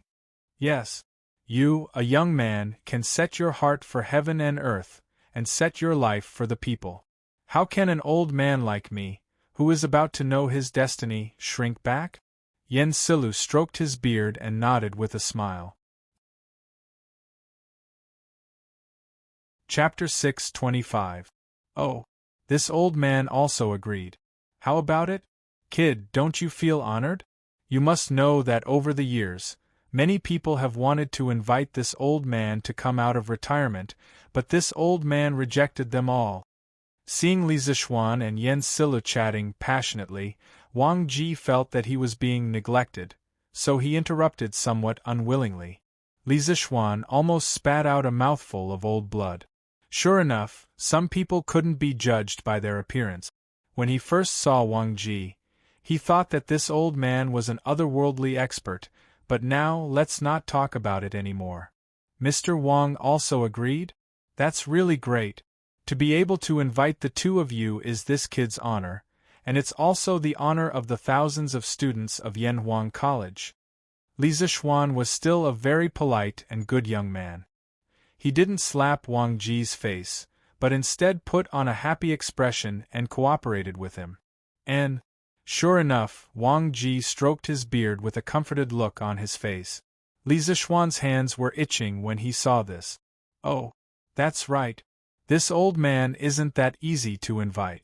If you want this old man to help you teach students, you have to agree to one condition. Wang Ji stroked his beard for a while, and suddenly said seriously. Li Zixuan's cheeks twitched imperceptibly. He restrained his emotions and said, What condition? Sir, just say it. But in his heart, he secretly thought, when did a free gift become so troublesome? This old man doesn't have any self-awareness. Li Gang and Yen Silu immediately cast a contemptuous look over. Wang Ji's old face turned red, and he hurriedly coughed twice to hide his embarrassment, but he still insisted and said, Cough, cough. Kid, if this old man goes to your college to teach, will there be good wine for me? And just this kind of gentle village will do. How about 5 buckets a month? 5 buckets a month? Li Zixuan almost fell to the ground when he heard this. What kind of concept was 5 do? 1 bucket of wine in the Tang Dynasty was about 6,000 milliliters in modern times, which was about 12 caddies. 5 buckets was 60 caddies. Drinking 60 caddies of wine in 1 month, Li Zixuan only wanted to say one sentence at this moment. Furthermore, according to the current market price of 2 strings of coins per liter, these 5 buckets of gentle village would be 100 strings of coins. 100 strings of coins. Even though Li Zixuan wasn't lacking in money, the salary of a Yanhuang College teacher was still there. Previously, Yanhuang College's salary was 10 strings of cash per month for teaching assistants, 20 strings of cash per month for lecturers, 50 strings of cash per month for associate professors, and 100 strings of cash per month for professors, and 100 strings of cash per month for professors, and 100 strings of cash per month for Yanhuang College. Wang Wugong, you old man, Do you really think you're Mr. Wudo? You want 5 buckets of wine as soon as you open your mouth? Yen Silu was a native of Chang'an. He was very clear about the current market price of Gentle Village. At this time, after hearing Wang Ji's request, he spoke out with some dissatisfaction. Speaking of Wang Ji's title of Mr. Wudo, it could be said that there was a lot of history behind it. First of all, Wang Ji himself wasn't as bad as Li Zixuan thought. Someone who treated him as a gift was a bit ignorant. Actually, Wang Ji was a very talented person. In the 20th year of Sui Kai Huang, Wang Ji, who was only 15 years old, traveled to the capital and Chang'an to visit the powerful minister Yang Su. He was called the child prodigy fairy by the ministers present. In the first year of the Day Dynasty, Wang Ji was a filial and honest official. But this guy was smart, but he was a bit lazy. Moreover, he was addicted to alcohol. At first, because of his arrogant nature, he didn't want to serve in the imperial court, so he was appointed as the deputy county magistrate of Yangzhou. But because he was addicted to alcohol, he was impeached and dismissed. Actually, he didn't care about the official position. He sighed and said, "The net is in the sky, I'll settle down." At this time, the Sui dynasty was in chaos. He and the hermit Zhong Zongguang were drinking wine, composing poems and raising birds for fun. In the 8th year of Tang Wuda, the imperial court recruited the officials of the previous dynasty. Wang Ji was appointed as an official under the imperial court. According to the rules of the imperial court, he was given 3 liters of good wine every day. His brother Wang Jing asked, "Are you happy waiting for the imperial court?" He replied, "Waiting for the imperial court's salary is low and lonely. Only the 3 liters of good wine makes people reluctant to part with it." When Chen Shuda heard about it, he increased the wine from 3 liters to 1 do. At the end of the 9th year of Wuda, Li Er killed his brother and imprisoned his father. Wang Ji was once again recruited by the imperial court and appointed as a minister. At that time, Shi Jiaoge of the Tai Lu department was good at brewing wine. After Wang Ji heard about it, he was a bit restless. He hesitated for a long time and finally made up his mind. He told the big boss of the Ministry of Personnel that he requested to be transferred to the Tai Lu department to be the Tai Lu minister. At that time, the Minister of Personnel should have been Zhang Sun Wuji. When the old fox heard Wang Ji's strange request, his old face turned black. He then refuted it with the reason that it did not match the rank.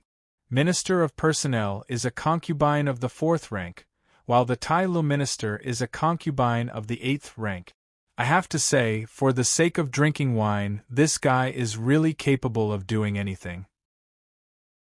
After Wang Ji received Zhang Sun Wuji's reply, he did not give up. He sent Zhang Sun Wuji a request again and again, stating that he had to go to the Tai Lu department. At first, Zhang Sun Wuji did not take it to heart. However, he could not stand this guy's daily harassment and finally appointed him according to his request. When Wang Ji received the appointment, he was naturally overjoyed. He felt that he could finally drink good wine every day. However, the good times did not last long. At the beginning of the Zhenguan period, Jiao Gu passed away. However, Jiao Ji's wife continued to send wine to Wang Ji. However, not long after, Jiao Ji's wife also passed away. Wang Ji could not help but look up to the sky and sigh, "The heavens do not want me to indulge in good wine? Is it because the heavens do not want me to indulge in good wine?" After a few days, this guy felt that there was no point in continuing to stay in Chang'an. Thus, he gave up his position and left. After that, he wrote the biography of Mr. Wu Do in the Donghao village where he lived in seclusion. It was unintentionally spread by others and he instantly became famous. That was how the title of Mr. Wu Do came to be. At this moment, when Wang Ji heard Yen Silu's dissatisfied words, he glared at him and said, "Heh? I, Wang Wugong, dare to ask for 5 do of wine because I am worth the price. Can you, Yen Silu, Do you think you can do it? Yen Silu said angrily. What do you mean? You, Wang Wugong, other than drinking wine and writing a few lines of poetry, what else can you do? Why are you worthy of 5 do of gentle wine? Do you know that these 5 do of gentle wine are worth 100 strings of coins? Worth 100 strings of coins? When Wang Ji heard this, he immediately panicked. If Yen Silla did not mention it, he really would not know that the wine he was drinking now was actually so expensive. Oh my God! The price of 1 do of wine is enough for this old man to drink for half a year. Oh no, oh no! Am I going to let Yen Silla see this old man as a joke? Wang Ji's heart was a little bitter at this moment, but he could not say it out loud. Chapter 626. Hey! So what if it's worth 100 strings of coins? Seeing Yen Shirlu looking at him provocatively, the temper buried in Wang Ji's heart surged. He straightened his neck and said indignantly, Who said this old man only knows how to write poems and drink wine? The best thing about me is that no matter what I learn, I'm faster than you, Yen Kong. Yen Shirlu glared at him and said, Heh? You're really a toad yawning. What big words. Wang Ji seemed to have recovered by now. He raised his chin slightly and said proudly, Ha ha! I'm telling the truth. Don't doubt me when you return Yen Kong. Let's talk about playing the zither first. I learned it for less than half a month and mastered it thoroughly. Can you do it? There's also bird training. I learned how to raise birds from others in my early years, and I mastered the knack of it in just a month. I even tamed 2 owls. Can you do it? Oh right, and… Stop! Yen Shirlu, whose face was as black as the bottom of a pot because of Wang Ji's repeated questions of, Can you do it if you're in my place, hurriedly interrupted him. Are you flaunting your idleness as capital? I only found out today that you, Wang Wugong, are so thick-skinned. Wang Ji wasn't annoyed by Yen Shirlu's sarcasm.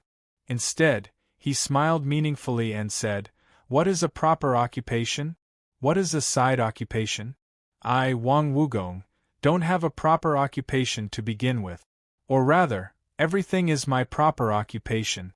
The world is big, but life is short.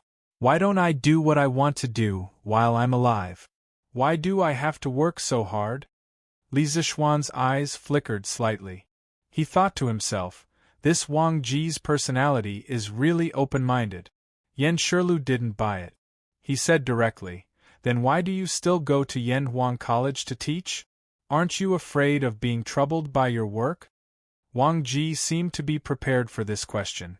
He didn't even think about it and answered, Ha ha. I'm going to the Yen Huang Academy because I'm interested, not because I'm working on a case. Speaking of which, the Yen Huang Academy that Xiao Xian built was probably built to teach the 4 books and 5 classics, right? Right now, he is in need of a talented person like me who has an extraordinary learning ability. Do you think this old man is worth his monthly salary of 5 buckets of wine? Yen Shirlu said with a straight face, Nonsense. Don't tell me you think that with your talent in playing with chickens and dogs, you can be like a fish in water in Little Xian's engineering? You're just being arrogant. Sooner or later, you'll harm others and yourself. Wang Jimmy took a sip of wine and said nonchalantly, I, Wang Jimmy, have never tried it before. How do you know it won't work? Could it be that you're feeling guilty? Humph, humph. Yen Shirlu was so angry that he rolled his eyes. He simply couldn't be bothered with this egomaniac. Li Zixuan saw that the atmosphere was a little awkward. He thought for a while and said, I am deeply honored that the 3 of you could come to my humble abode today. Moreover, we will be colleagues soon. There's no need to be angry over such a small matter. To show my sincerity, I will personally cook a few dishes for all of you. I will also send someone to invite Elder Mo over. The academy is about to start, so let's have a gathering today. Li Gang clapped and laughed. Good. I've long heard that your skills in food are at the peak of perfection. You must have cooked lunch at Qin Manor yesterday, right? I heard that even His Majesty was full of praise for your culinary skills. Today, us old fellows are in for a treat." When Wang Ji heard Li Gang's words, he suddenly felt a little saliva in his mouth. He licked his lips and said excitedly, "Very good. Very good. Only good dishes are worthy of good wine. Today, let's see if your culinary skills are worthy of this wine-making skill." Li Zishuan couldn't be bothered to bicker with this old fellow. He stood up and prepared to leave. "Hey, kid, wait." As Li Zishuan stood up, Wang Ji's voice came from behind him. "Kid, let me take a look at the knowledge that Yan Wang College is going to impart to you in the future. Firstly, it's so that you know what to do. Secondly, as the host, you abandoned your guests and ran away. You should at least leave a few books for us old fellows to relieve our boredom." Li Zishuan thought that it made sense. He thought to himself that this old fellow had finally said something serious. Thus, he called a servant girl over and whispered a few words to her. After the servant girl received his orders and left, Li Zishuan cupped his fists and said to the 3 old men sitting in the main hall, "Please wait for a moment. Sirs, please wait here for a moment. In a while, the servants will send over the 4 teaching materials compiled by this kid. Please feel free to take a look. I'm going to arrange for lunch." Li Gang waved his hand and said, "Go." Li Zishuan cupped his fists and left. When he arrived at the back kitchen, he didn't see Li Jingma. Li Zishuan thought to himself that it was as expected. He knew that his father was just declining when he said that he was going to the back kitchen to arrange lunch. Now that the Li family had a young mistress, how could Li Jingma be the one to worry about cooking? Not only did he not have to worry about it, but the food had also improved a lot. As a matter of fact, Li Jingma had started to put on weight recently. "Husband, why don't you let me do it? You can help me watch from the side." "You?" But perhaps this was telepathy. As soon as Li Zishuan walked into the kitchen, Han Yushi seemed to have guessed the purpose of Li Zishuan's visit before he said anything. Thus, the two of them had a conversation. "Husband, you should still be cooking the 5 dishes from yesterday, right?" Han Yushi asked with a faint smile. Li Zishuan nodded and said, "Yes, that's right. Look at how confident you are. Could it be that you know how to cook?" He indeed didn't intend to develop new dishes. With his abnormal mental strength, he could recall the cooking methods of many dishes. However, good things had to be developed slowly, right? If he took them all out at once, how boring would that be? Han Yushi wrung her hands and thought seriously. She replied, "I can try, but it would be great if husband could watch from the side." Li Zishuan was slightly surprised. Han Yushi had only seen the entire cooking process of the 5 dishes at the Qin residence yesterday. She could cook by herself after seeing it once? With curiosity and doubt, Li Zishuan replied, "Yes, no problem." Han Yushi smiled happily. Then, she turned around and began to get busy with the Li family's chef, Aunt Zhao, and the 2 maids, cutting the meat, blanching it, drying it, frying it, and steaming it. Next, Han Yushi skillfully followed the steps of Li Zishuan making braised pork with preserved vegetables yesterday. Li Zishuan, who was watching from the side, only thought that he was cooking. As time slowly passed, the new dishes that Li Zishuan made yesterday, vinegar-spiced radish skin, big bowl of braised pork, white-cut chicken, fried fish pieces, and fried chicken cubes were all perfectly replicated by Han Yushi. "Husband, try the taste?" Han Yushi knew that Li Zishuan didn't like to eat fatty meat, so she picked up a piece of fried chicken cubes and handed it to Li Zishuan's mouth. Then, she asked, "Oh, genius! Genius! Wife, you are actually a genius!" Chapter 627. Li Zishuan couldn't help but exclaim in admiration when the fragrant and refreshing fried chicken cubes that were crispy on the outside and tender on the inside entered his mouth. The tenderness of the chicken breast mixed with the aroma of various spices instantly exploded in his mouth and flooded his taste buds. Logically speaking, the standard of Han Yushi's fried chicken was about the same as his. There was even a trace of her own unique style in it. Li Zishuan tasted the taste of home from it, so when he said, "Wife, you're actually a genius," just now, he was sincere. "So, I'm considered qualified?" Han Yushi blinked her eyes and said expectantly. She couldn't help Li Zishuan with the matters of Yanwang College, so she could only hope to be able to share Li Zishuan's worries on these small matters.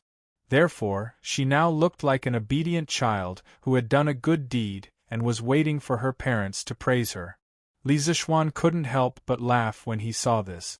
He, "Wife, you're not only qualified, you're even better than your master." The Li family's kitchen maid, Auntie Zhao, also laughed at this moment. "I've lived for so long, but I've never seen a young lady with such good culinary skills as young madam. In comparison, this old woman's craftsmanship is somewhat unpresentable." At this moment, she sighed and said, "I plan to tell old madam that I'm going back to my hometown at the end of this month. The Li family has such a virtuous mistress like young madam who can cook so well, why would they need me? Although old master and old madam didn't fire me, but—" Hey, Auntie Zhao, don't say such things."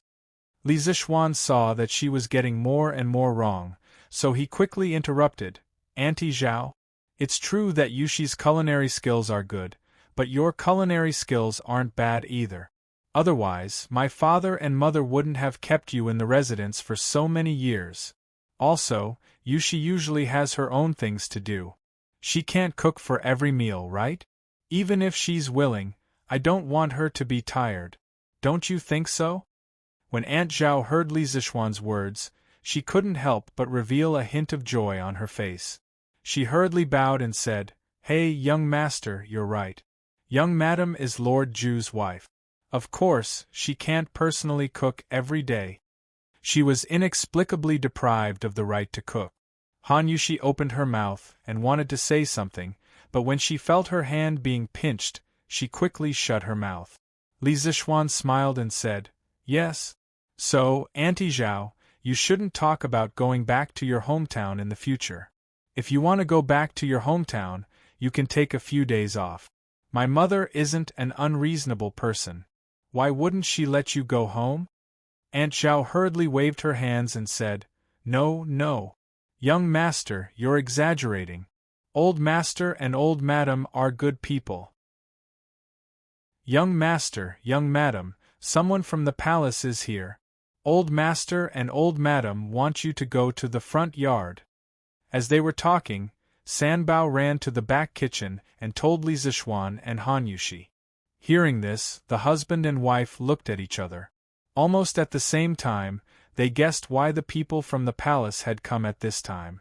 Han Yushi's breathing quickened a bit, and her face showed some excitement.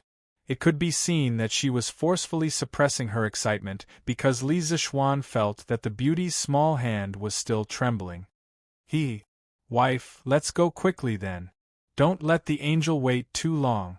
Li Zishuan squeezed Han Yushi's little hand and chuckled softly. Han Yushi bit her lip and replied with an "yes." Then, she let Li Zishuan drag her away. The Tang Empire's emperor decrees that Li Zishuan's wife, Han Yushi, has adhered to her principles ever since she entered the Li family. She is neither arrogant nor rash. She takes care of her husband and herself. She is virtuous and has a pure heart. She is a role model for women in the Tang Empire. This time, the imperial edict was very short. Li Zishuan felt very comfortable listening to it. Even the little eunuch reading the imperial edict was much more pleasing to the eye. Of course, the eunuch reading the imperial edict was not Zhao Song. Our chief steward Zhao is probably still recuperating from his injuries. Han Yushi also felt very comfortable listening to it. As for the reason, it was obviously different from Li Zishuan's. After she married into the Li family, she had accompanied Li Zishuan to listen to many imperial edicts. However, in the past, she was happy because Li Zishuan was rewarded and put in an important position. Today, she was truly happy for herself. "I accept the imperial edict. Thank you, your majesty. Han Yushi suppressed the excitement in her heart and walked to the eunuch with dignified steps. She took the imperial edict with both hands. A palace maid next to her saw this and took the opportunity to send the neatly folded noble dress to Han Yushi. Xiao He saw that Han Yushi was holding the imperial edict with both hands, and it was not easy to receive the dress. She was very perceptive and helped Han Yushi to receive it. Li Zixuan smiled and waved at San Bao. This matter was originally under his father's care. However, his father had completely abandoned all responsibilities and no longer cared about matters outside the family. Li Zixuan had no choice but to come personally. San Bao brought over the prepared gift tray. Li Zixuan chuckled and said, "Little eunuch, it must have been hard on you to come all the way here. Please come in and have a cup of tea." The little eunuch was flattered and said, "Lord Zhu, you are too courteous. You can just call me Little'un. Mr. Zhao Song, is so close to you. I dare not accept your gift. We still have matters to attend to in the palace, so we will take our leave first. Lord Zhu, please wait." After that, he cupped his hands and excused himself from the crowd. Then, he left with his men. Li Zixuan was stunned and couldn't help but wonder, do I look that scary? Well, since they don't want money, I can save some for myself. In just a short while, Madame Li Jingma, and the two little maidservants had already begun to look at the imperial edict. This imperial edict was of great significance. From now on, the Li family had another official position besides Li Zixuan. Although it was just an empty title, it was a title that all women in the world wanted. Li Gang, Wang Ji, Yen Silu, Mo Huai, and the others who came to the Li family as guests also came out to watch the ceremony when the imperial edict arrived. At this moment, when they saw how happy the family was, they couldn't help but feel happy for Li Zixuan. Haha. Looking at the time, it's time for lunch. Today is a joyous occasion. Father, why don't you accompany the gentleman for a drink or two? Li Zixuan looked at the time and laughed loudly at Li Jingma and the few old men beside him. Li Jingma and Madame Li only then realized that there were guests in the house today. The two of them quickly restrained their expressions. Li Jingma coughed lightly and said with a flushed face, "Okay. Old misters are all people of virtue and prestige. How can this old man not accompany you? Serve the dishes. Gentlemen, please come in and have a seat." Chapter 628. Wang Ji couldn't help but feel a little disappointed when he saw that there were only 5 dishes and 1 soup on the table. However, when he heard Li Zixuan say that these were the dishes that Li Er and the others ate at Qin's mansion yesterday, the disappointment in his heart disappeared without a trace. The rest of the people were also flattered.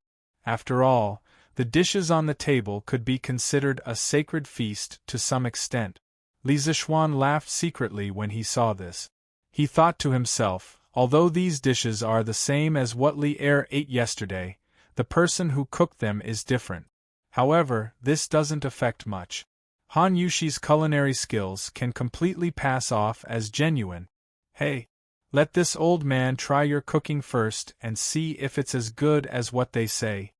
Wang Ji couldn't wait to pick up a piece of braised pork with preserved vegetables and stuffed it directly into his mouth. Li Zixuan frowned and muttered to himself, "This old man is already so old. He better not choke himself to death from eating fatty meat."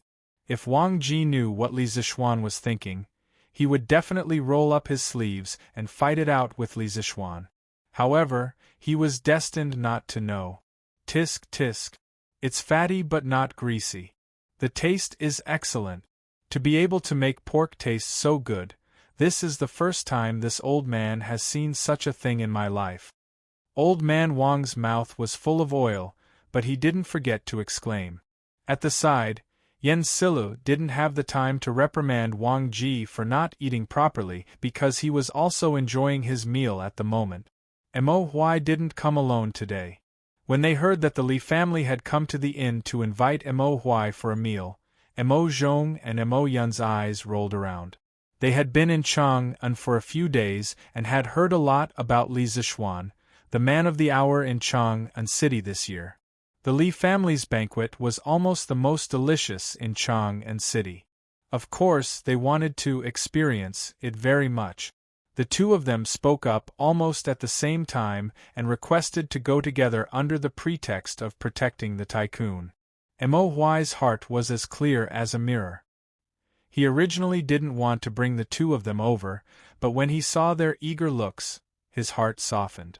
At this moment, Mo Zhong and Mo Yun could not help but swallow their saliva when they heard Wang Ji's praise. The two brothers guiltily looked at Mo Huai beside them. Seeing that there was no displeasure on Mo Huai's face, they were slightly relieved.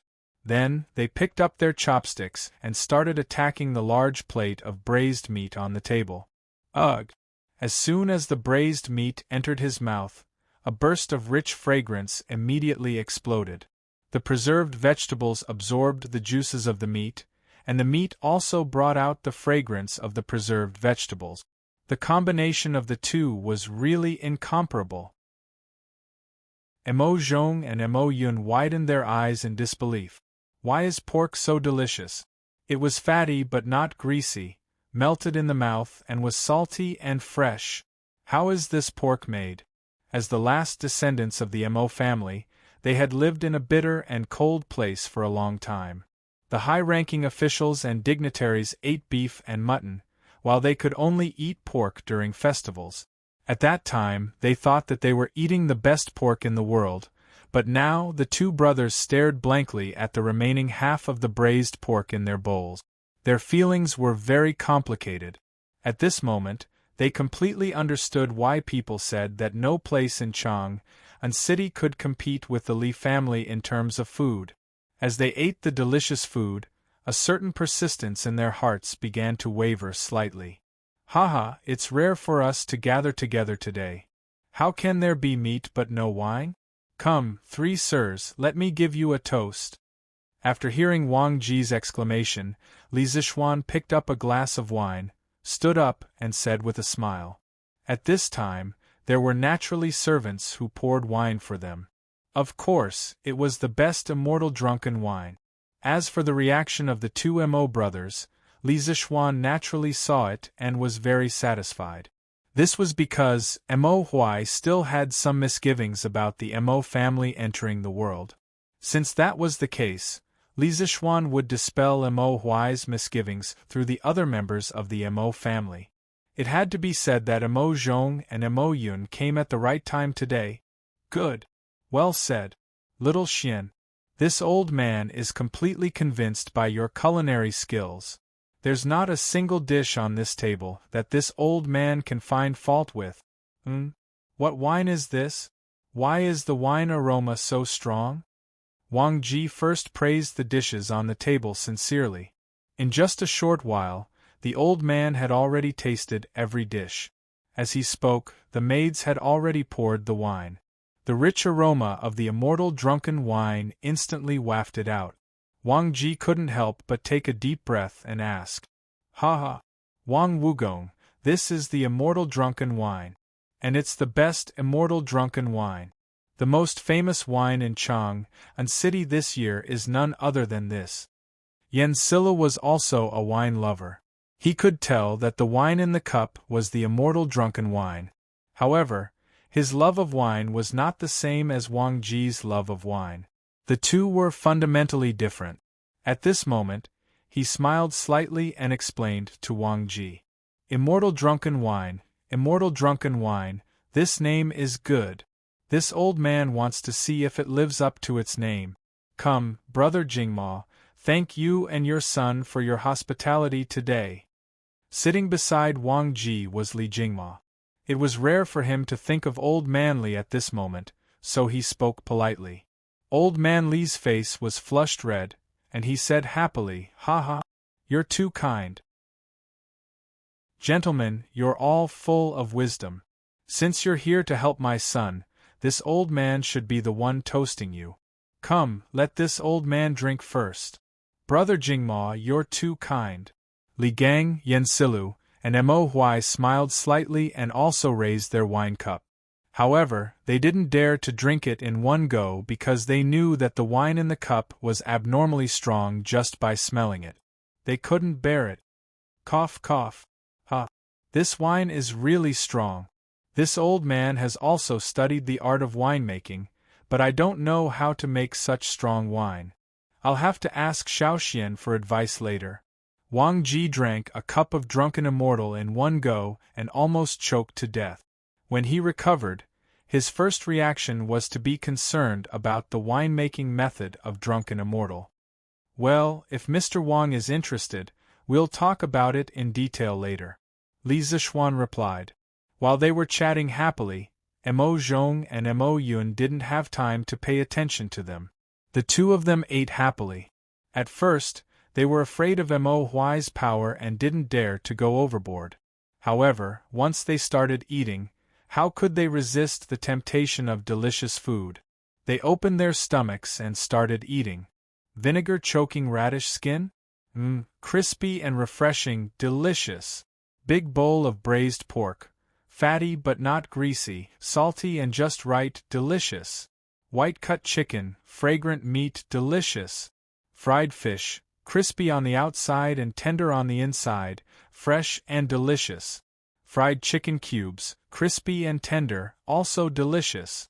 At first, they felt that there were too few dishes, but now they didn't know which dish to eat. Every dish was the best taste. How could they choose? They could only eat whatever they picked up randomly. Chapter 629. Little Xian, how much of the content in this chemistry book is true? Why do I feel like it's a little mysterious? After the meal, they didn't leave. Instead, they stayed in the main hall and chatted while drinking tea. Wang Ji picked up a book from the table next to him, pointed at the book and asked Li Zixuan. It's worth mentioning that Wang Ji drank a lot of drunken immortal at noon. At this moment, only his cheeks were red and he wasn't drunk. Li Zixuan admired his alcohol tolerance from the bottom of his heart. This chemistry book, I can guarantee that it's 100% true. Chemistry is about the study of transformations. If you just look at the book, you'll feel that it's a little mysterious. Li Zixuan laughed when he heard this.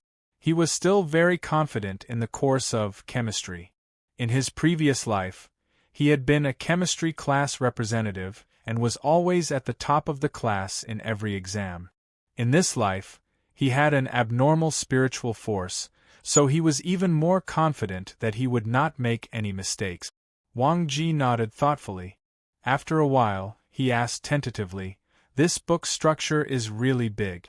It's really rare in the world. Although I didn't have time to read it, based on the first half of the book, doesn't it mean that all substances in the world can be transformed into each other?" Li Zixuan was slightly stunned. He didn't expect that Wang Ji, this old urchin, would be interested in chemistry. He thought for a while and replied, "If it's based on the transformation between elements, Mr. Wang's theory is correct. But sometimes we have to consider reality because many chemical reactions have very strict requirements for external conditions. For example, temperature, catalyst, etc. If you don't meet certain conditions, even if you put two substances together, they won't have a chemical reaction, let alone complete the transformation between substances." Wang Ji frowned and said in surprise, "This little chemistry actually has so many tricks?" Li Zixuan laughed and said, "Of course. Strictly speaking, the content of this class covers everything in the world. You have to know that there are millions of substances in the world, and there are even more chemical reactions between them. So there's a lot of knowledge in this." As Wang Ji listened, he pinched his chin and pondered seriously. After a while, he opened the book and pointed to a page.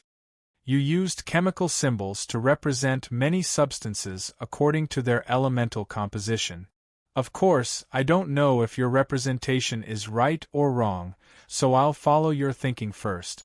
For example, in this chapter, you said that hydrogen can be burned in oxygen to produce water.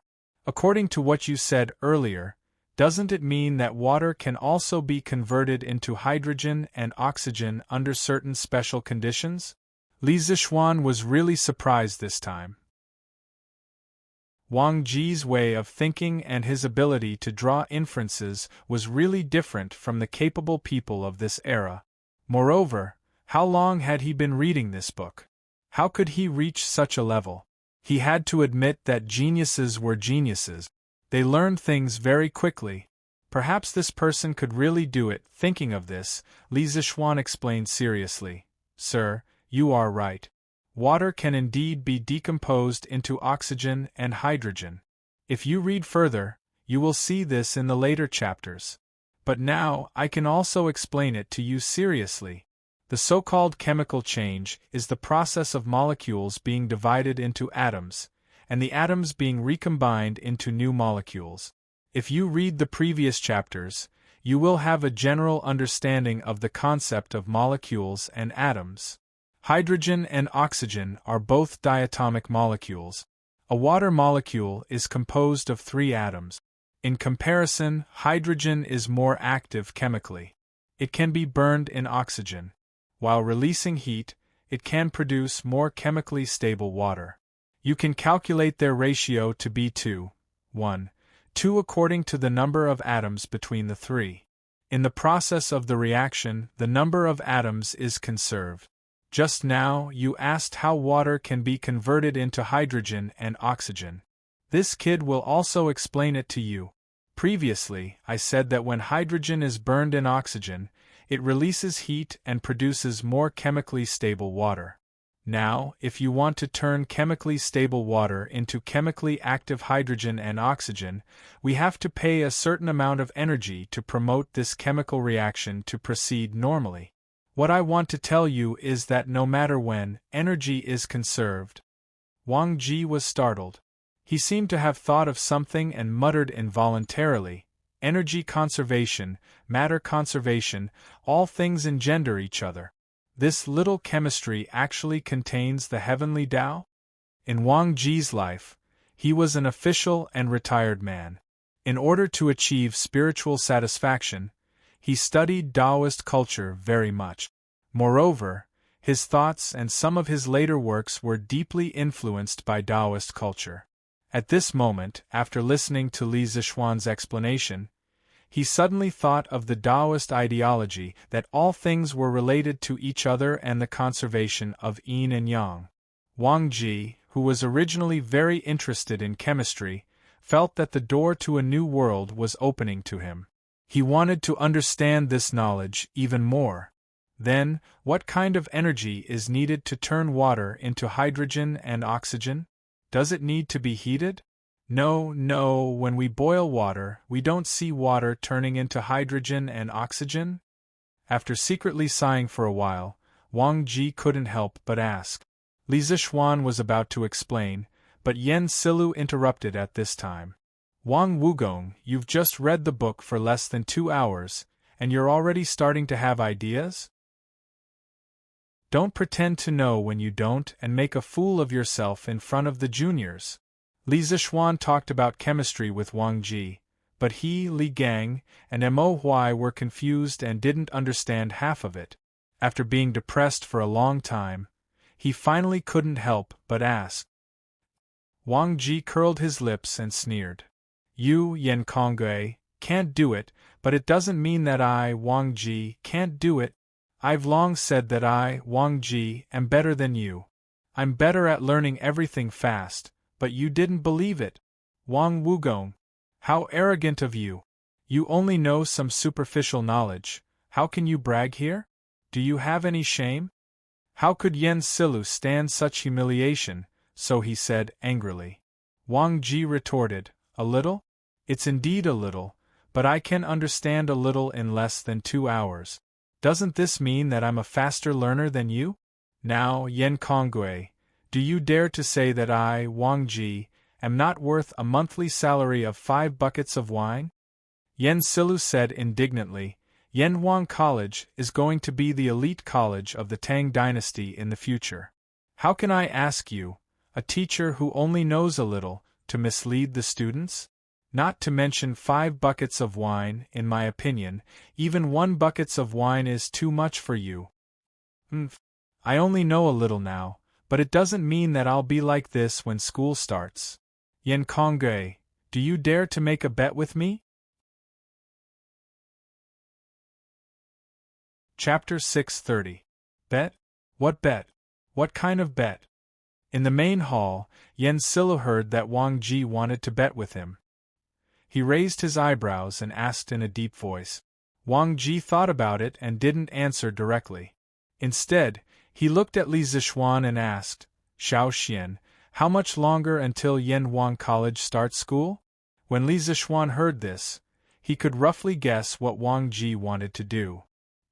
He thought for a while and replied, the academy will officially open on the 18th of September. Counting the days, there are only 8 days left. However, I don't plan to let the students attend classes in the first month of their enrollment. I have other plans for this month. So, if Mr. Wang wants to read chemistry in this period of time, I can give you 40 days. Wang Ji's heart tightened when he heard that there were still 10 days left. However, when he heard the second half of the sentence, he couldn't help but smile. He laughed and said, Okay. I don't need 40 days. 30 days is enough. Then, he looked at Yen Silu and said, Kongui, let's set a limit of 1 month. After a month, Xiao Xian can choose from this book. At that time, if I can't answer all of them correctly, I won't be able to bring up the matter of teaching at the academy anymore. If I can pass Xiao Xian's test, then it should be worth the salary of 5 buckets of wine a month, right? At that time, I don't need you to apologize to me. You just need to treat me to wine for a month. How about that? Yen Silu's face darkened. He wasn't an idiot. How could he not see the loophole in this bet? Old man Yan's face darkened. He said unhappily, No matter if I win or lose, it doesn't benefit me at all. Why should I bet? Wang Ji defended himself. Hey, Brother Yen, you can't say that. If you don't accept this bet, what if I really have an undeserved reputation like you said? When I enter the academy to teach, won't I lead the students astray? And aren't those students also your students, Brother Yen? So, if Brother Yen is really thinking about the future of your future students, then you must accept this bet. Don't you think so? Speaking of this, Wang Ji couldn't help but despise himself in his heart. Shameless, really too shameless, but what can I do? He used to be a hermit. Not only did he not have a way to earn money, but he also had to drink every meal. In this way, he was really penniless now. What could he use to gamble with Yen Silu? He couldn't possibly ask his brother Wang Jing for it, right? In any case, Wang Ji couldn't bring himself to do it. Thus, he could only use his mouth to gain something without risking anything. Encountering such a shameless old rogue, everyone in the room was a little embarrassed. They all wanted to cover their faces to show that they didn't know this person. Yen Silu was even more speechless. He pursed his lips and resisted the urge to curse. Finally, he said gloomily, All right. This old man will accept this bet. I hope you remember what I said today.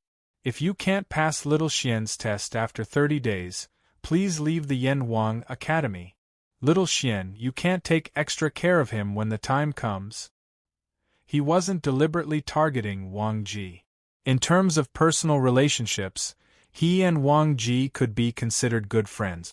The reason why he was acting like this was because he felt that Wang Ji's personality wasn't suitable to be a teacher at all. That was why he was strongly against it. Li Zixuan quickly replied, I understand. Wang Ji was very dissatisfied and snorted, Humph. What kind of person do you think I am? Even if I lose, I will lose fair and square. Then, he said to Li Zixuan, Little Xian, how about this old man also make a bet with you? Li Zixuan's face was full of black lines. After this old guy tricked Yen Silu, he wanted to trick him too. However, Li Zixuan was also very curious as to whether Wang Ji could thoroughly study the first volume of chemistry within a month. Thus, he said, Mr. Wang, feel free to say it. Wang Ji squinted his eyes and smiled. Little Xian, as the Yamacho of the college, if this old man can pass the test in 30 days, then this old man's salary will be set at 5 buckets of tenderness? If this old man can't pass the test, then this old man won't disturb you and will go back to my hometown. At this moment, Wang Ji was ruthless in his heart and thought to himself, this old man is going all out for this 1 month. Last year, this old man was willing to drop 8 levels in order to drink at the Tai Lu department. Now, in order to drink more delicious tenderness, this old man is willing to study hard for a month. Sure enough, this is another cunning bet. The corner of Li Zixuan's mouth twitched. After a moment, he stretched out a finger and said, without rules, nothing can be accomplished. This old man has already stated clearly on the newspaper about the treatment that you will receive from the college. How about this, a bucket of immortal drunken wine and 5 buckets of money? This is the most this old man can do for you. What do you think? Li Zixuan did this to uphold the rules of the college. Secondly, he was afraid that Wang Ji would really give him 5 buckets of wine every month. At that time, Wang Ji would probably be so poor that he would have no food to eat and would have to drink every day. Wang Ji was slightly disappointed. However, when he thought that Li Zixuan had promised that the wine was immortal drunken wine, he felt somewhat better. After all, immortal drunken wine was much stronger than tenderness. If he drank every day sparingly, a bucket of wine would be enough to last him a month. This old man was actually afraid that 12 buckets of highly concentrated white wine would not be enough for a month. If Li Zixuan knew what this old man was thinking, he would definitely vomit blood. Thus he nodded and said, "That's good. This old man is not an unreasonable person. It's settled then. In the following days, this old man will often look for you to teach me. You brat, don't think that this old man is annoying." Li Zixuan had already said this. How could he refuse? He could only say, "Sir, feel free to come. This old man will definitely not have any complaints." After hearing this, Wang Ji happily hugged the chemistry textbook, stood up and said, "Ha ha, that's good. Kongui Wenji, brother Mo, this old man will go back to study first. Goodbye."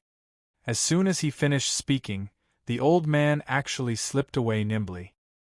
His speed was so fast that it did not seem like a person of his age. Li Zixuan could not help but shout from behind, "Hey, Mr. Wang, wait. Do you have a place to stay in Chang'an?" From the conversation between Li Gang, Yen Silu, and the others, he vaguely understood Wang Ji's current situation. That was why he asked this question. Old man Wang's reply came from outside the door. "Little Xian, you don't have to worry. This old man has a younger brother in Chang'an. I can stay with him for a few days. When Yanhuang College reopens, this old man will move to the college to live. There should be a place for this old man to stay?" Li Zixuan said, "Of course there is. But in a while, I plan to bring all of you to visit Yanhuang College. Why don't Mr. Wang come along?" I'm not going. No matter how luxurious it is, it's just a pile of dead things. There will be opportunities to meet in the future. Don't delay this old man's studies." After saying this, the sound of the mansion door opening could be heard. After that, Wang Ji's movements could no longer be heard. Chapter 631. Li Zixuan disagreed with Wang Ji's remark that the academy was just a bunch of dead things. He felt that a school's environment was still beneficial to the students' studies.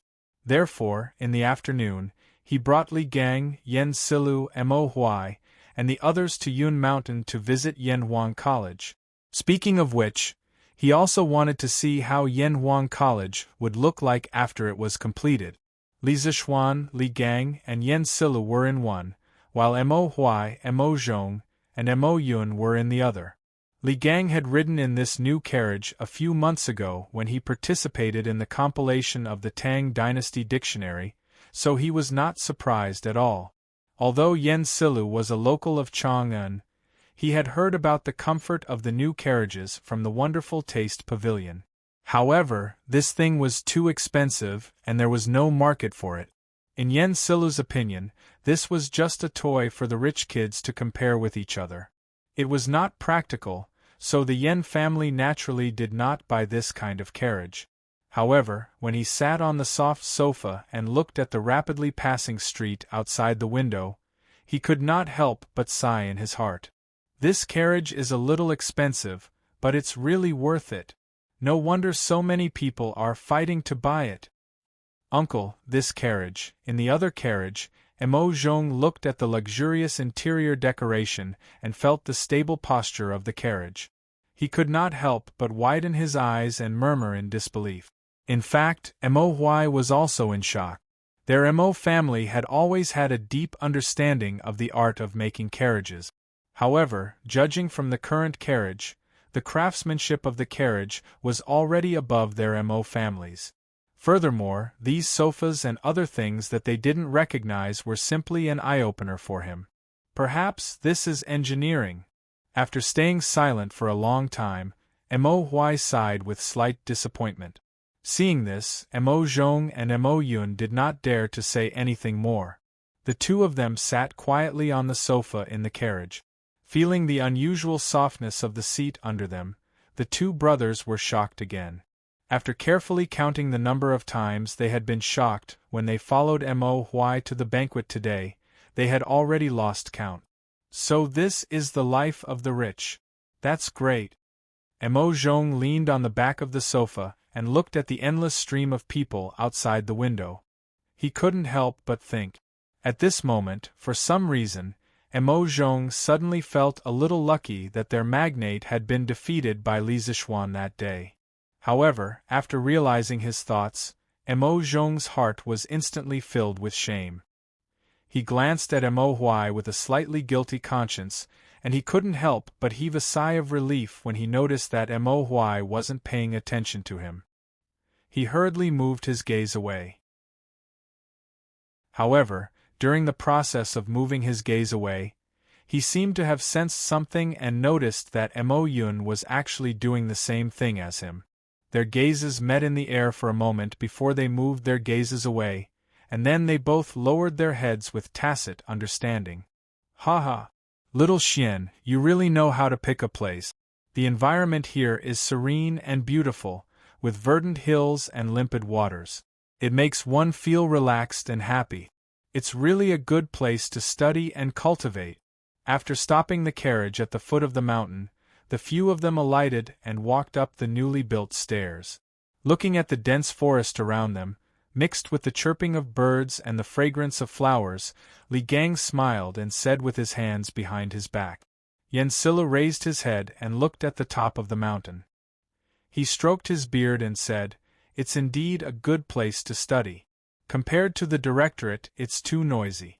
However, isn't this cloud mountain a little too high?" Li Zixuan smiled and said, "It's good to be a little higher. A little higher can allow the students to train their bodies more.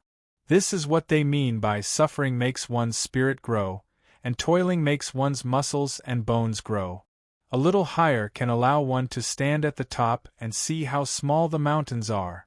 It also means that our Yen Huang disciples will definitely stand at the top in the future." "Good. You're ambitious, kid." Yen Silu patted Li Zixuan's shoulder and laughed heartily. The few of them chatted and laughed as they walked up the stairs. Soon, they arrived at the top of the mountain. Everyone's eyes lit up at once. Reflecting the evening sun, the rows of glass windows on the majestic cathedral of Yen Huang College reflected the sunlight into everyone's eyes. The group of people couldn't help but squint their eyes. After getting used to the strong light, everyone finally saw the true appearance of Yen Huang College. Then, inevitably, they were all shocked.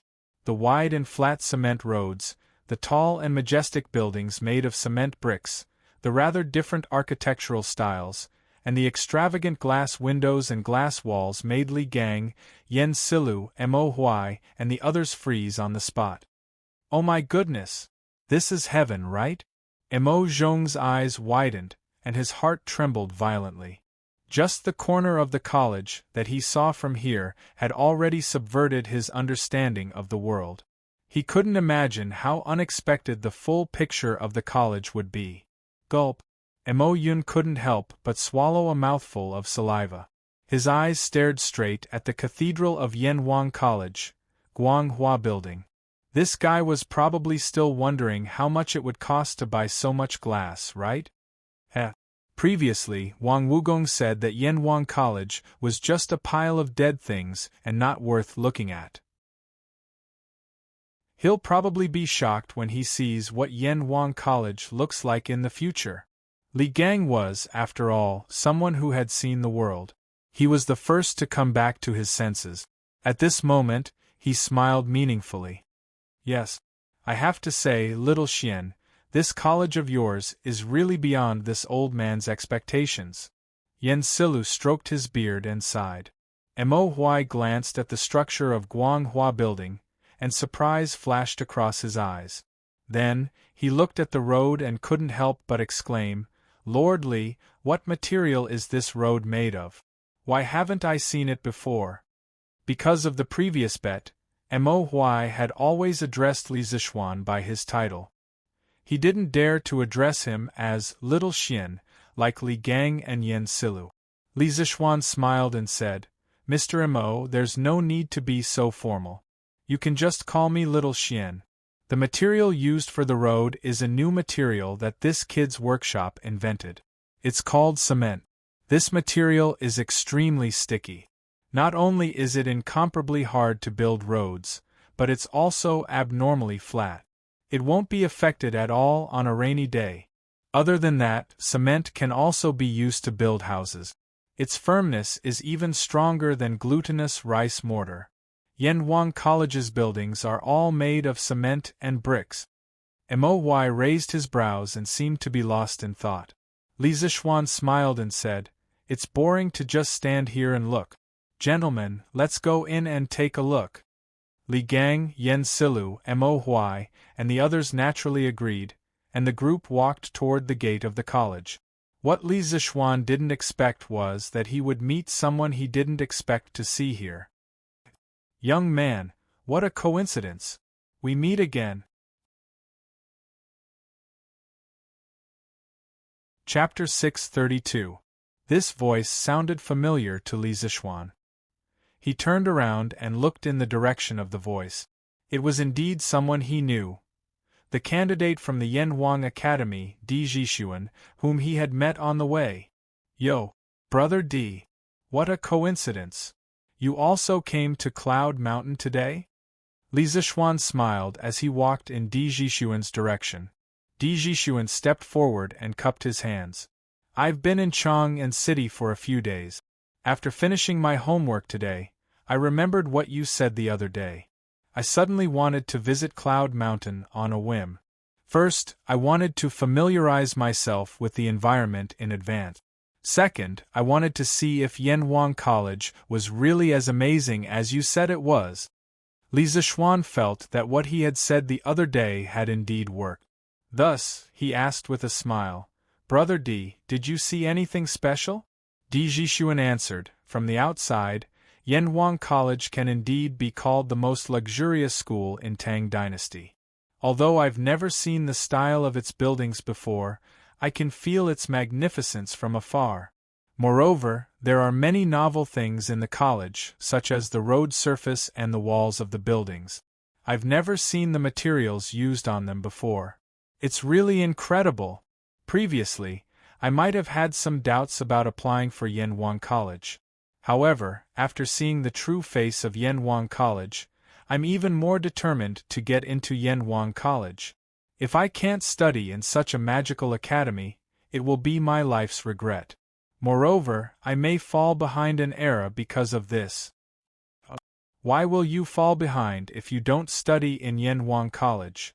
Li Gang, who had been following them for a while, suddenly interrupted. Di Zhishuan glanced at Li Gang and asked Li Zixuan, Brother, who is this old gentleman? He saw that Li Gang had an elegant temperament and didn't seem like an ordinary person, so he called him old gentleman. I cough. They are the elders of this little brother's clan. They heard that the Yanhuang College on Yunshan has been completed, so we came to visit together. I didn't expect to meet you here, little brother. Li Gang was about to introduce himself, but Li Zishuan quickly took over and said. The main reason was that each of the 3 old men he brought here had a great background. He was afraid that he would scare Di Jishuan. On the other hand, if Di Jishuan knew his identity, there would be nothing to talk about. After all, he was equivalent to the headmaster. Greetings to all of you, gentlemen. Di Jishuan's eyes flashed. He seemed to have realized something, but also seemed to have not. He cupped his fists at Li Gang, Yen Silu, and Mo Huai and said. The 3 of them nodded in greeting. Di Jishuan continued. This old gentleman just asked why not go to Yanhuang College to study, and why we will fall behind the times. I have some shallow opinions. From the introduction of Yanhuang College on Tang Daily, it can be seen that the engineering taught by Yanhuang College is very likely to contain some technologies that have never appeared in this world. Today, after seeing the real Yanhuang College, I am even more certain of this point. Think about it, 3 years later, or 5 years later, thousands of students from the Yanhuang Academy will enter the various departments of the Tang Empire. It can be foreseen that at that time, all kinds of new technologies will emerge like bamboo shoots after the rain. No one can predict what kind of huge changes the Academy of Engineering will bring to the Tang Empire. At that time, those who don't know engineering will fall behind the times. Li Zishuan couldn't help but think highly of Di Jishuan when he heard this. In his original plan, he wanted to rely on the talents cultivated by Yanhuang College in the next 3 years to quickly form a group of top technical teams and develop some new technologies that were now qualified to be launched. He really didn't expect that there would be someone who could see so far ahead. Li Gang didn't understand this, so he just nodded reservedly and didn't make any comments. Li Zishuan praised him when he saw this. I agree with Brother Di's judgment very much. In terms of the foresight of engineering alone, I think many people can't compare to Brother Di. I'm looking forward to Brother Di's brilliant future with your engineering skills. Di Jishuan's eyes flashed imperceptibly. He smiled and said, Little brother, you think too highly of me. I'm not good at engineering. I want to enter Yanhuang College because I don't want to fall behind the times. Li Zishuan seemed to understand something. He looked at the sky and said, It's getting late. Brother Di, why don't you go to the academy with us now? Di Jishuan laughed and said, Ha ha. If I could go in, I would have gone in long ago. I'm afraid you and I won't be able to go in today. Li Zishuan asked curiously, Why is that? As far as he could remember, ever since Yanhuang College had been built until the last time he came to Cloud Mountain, the academy had never stopped outsiders from visiting. Why did Di Jishuan say that? Di Jishuan pointed at the entrance of the academy. Li Zishuan looked in the direction he was pointing at and noticed 2 guards with bright armor and sabers standing there. Di Jishuan said, Don't worry. Di Jishuan said, I've come at the wrong time. I've never heard from my classmates that Yanhuang College doesn't allow strangers to visit. However, looking at the situation today, I guess some big shot has come to Yanhuang College? Therefore, I can only watch from afar. Forget it, there will be plenty of opportunities in the future. Besides, didn't I meet an acquaintance like you, little brother? This trip was not in vain. It's getting late, so I have to return to Chang'an. Little brother, do you want to go down the mountain with me? Li Zishuan looked away from the 2 guards at the entrance of the academy and said, No, even if I can't go in, it's good for me to take a look outside. Speaking of which, after Yanhuang College was built, I, a native of Chang'an, haven't even seen the whole picture. Then, I'll take my leave first. Di Jishuan cupped his hands and said goodbye to everyone. Then, he went down the mountain alone. After Di Jishuan left, Li Gang stroked his beard and said, Those are the Imperial Guards. Could it be that His Majesty has come to the academy? Li Zishuan recognized the two guards just now, so he deliberately let Di Jishuan go first. At this moment, he nodded and said, "Yes, it's very likely. Since we're here, let's go in and take a look." At this time, it was obvious that they couldn't escape. Li Zishuan didn't believe that the two guards at the entrance didn't see them. Li Gang and Yen Silu naturally agreed. However, Mo Huai hesitated and said, "Well, why don't I go down the mountain first?" The Mo family's big son was the target of the emperors in the previous dynasties. Now that he was going to see Li Er, this. Chapter 633. Mr. Mo, you worry too much. On Cloud Mountain, Li Zishuan heard Mo Huai's hesitant words. He turned around and said, "Actually, His Majesty already knew your identities the moment you entered Chang'an City. However, His Majesty didn't do anything to you after such a long time. This means that His Majesty doesn't intend to exterminate the Mo family. Naturally, he doesn't have any evil intentions. But, even so, Mo Huai couldn't help but worry." Li Zishuan said bluntly, "His Majesty is the saint of this generation. Moreover, the Tang Empire has been peaceful for many years. The Mo family is no longer the Mo family in its heyday. His Majesty won't punish the current followers of the school of Mo for what happened in the past.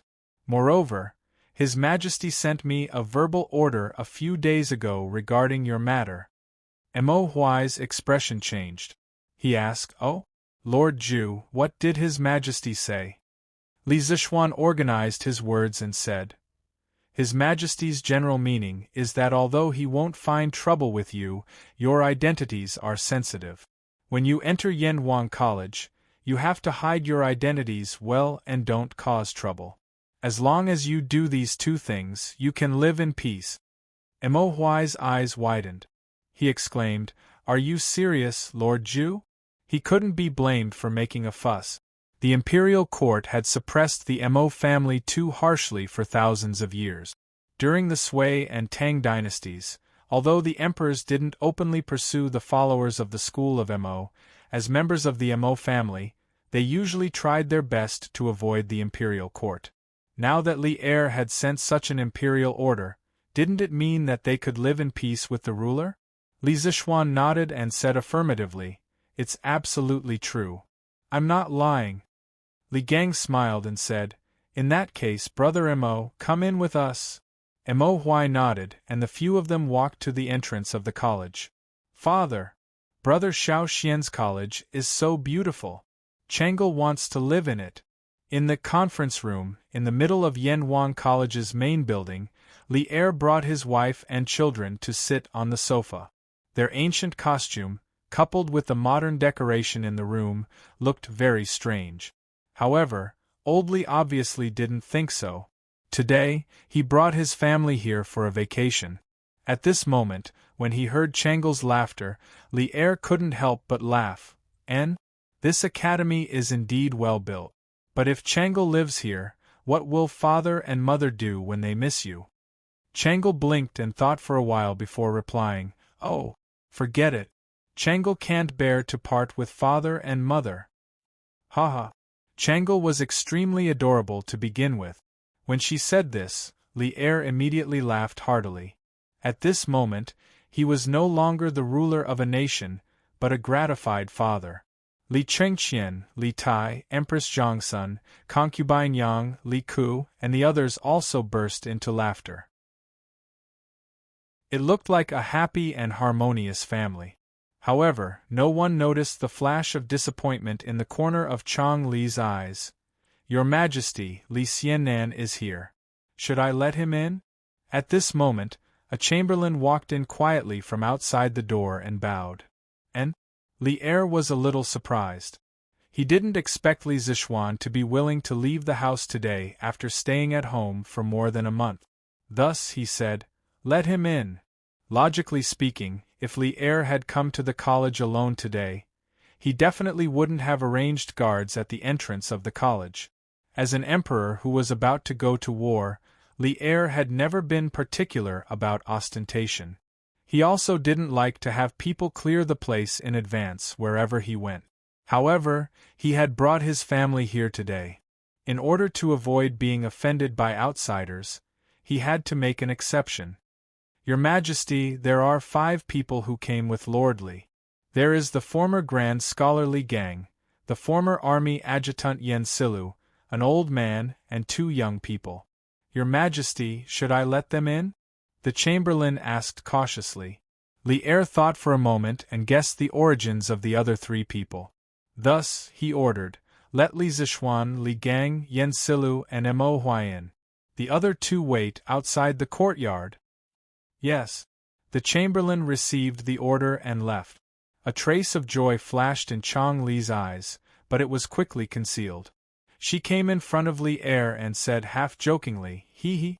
This college originally belonged to Brother Shao Xian. Now that he wants to enter the college, he needs to report. Father, are we considered as a dove occupying a magpie's nest?" Among Li Er's many children, only Chang Lu dared to speak to Li Er like this. It could be seen that this little girl was greatly favored by the emperor. As expected, Li Er wasn't angry. Instead, he pretended to pinch his chin and think. After thinking about it, he also felt that Chang Li's words made some sense. He couldn't help but find it interesting and laugh. Haha. This way of saying it is interesting.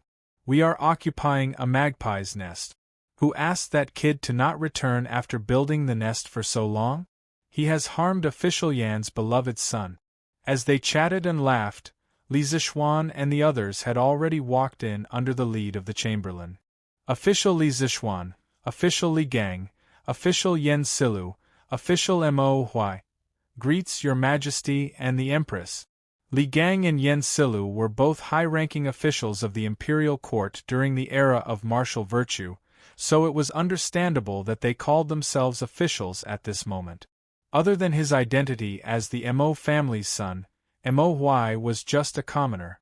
Of course, he wasn't qualified to call himself a minister, but he wouldn't call himself a commoner like in some television dramas.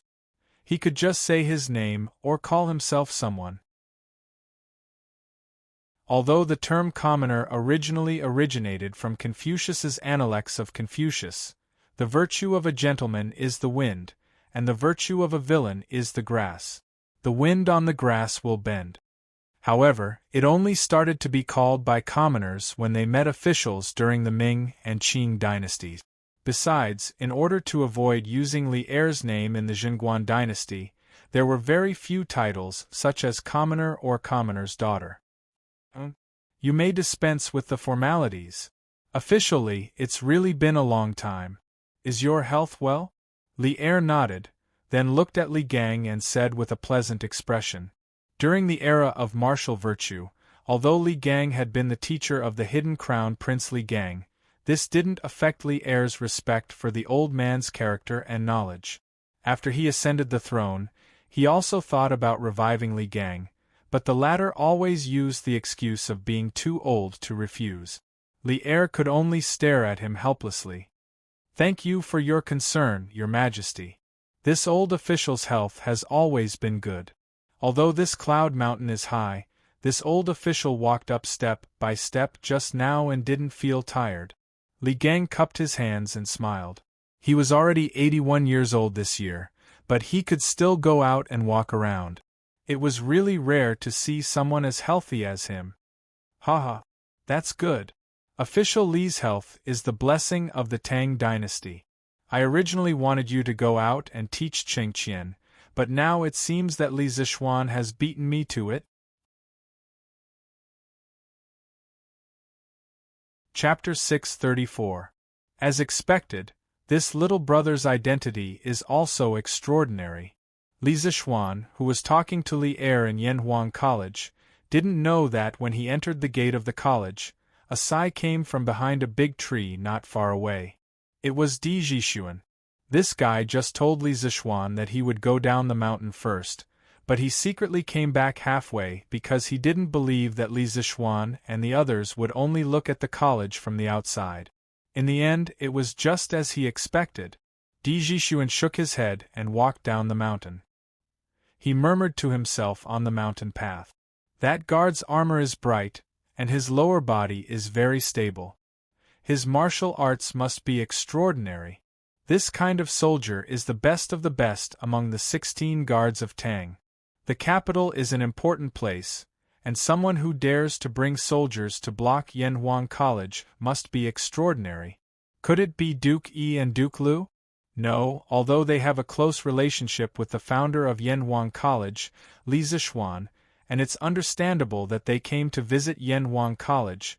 With the temperament of the two dukes, they wouldn't let the guards block the gate of the college. Then, who was the person inside? Could it be the Crown Prince or Prince Wei? Father once said in the letter that the Crown Prince and Prince Wei are close friends with Li Zixuan. They have the conditions and the ability to do such a thing. But isn't this considered a disturbance to the people? Aren't they afraid of being impeached by the imperial censor? Also, if the person in the college is really the Crown Prince or Prince Wei, then what is the identity of that little brother? He looks to be at most 15 years old, and he seems to be skilled in martial art. In addition, his speech and temperament are not like that of an ordinary person, and he can easily pass the guards at the gate. Could he be the descendant of a famous minister or general? Sigh. My bad habit flared up again. If that little brother wants me to know his identity, he will naturally tell me. Why do I have to spend so much effort and guess here and there? In the end, a sigh was left on the mountain path, and then Di Jishuan's figure disappeared. Heh. Wenji. Konggue, the two of you used old age as an excuse to resign from your positions. Now you've both entered Yanhuang College. Oh, I heard that there's also that Mr. Wu Do, Wang Ji. Is that right? In the meeting room, Li Er leaned against the soft back of the chair and asked with a smile. Li Gang and Yen Silu looked at each other. Li Er's question was not easy to answer. Li Gang pursed his lips and pondered for a moment.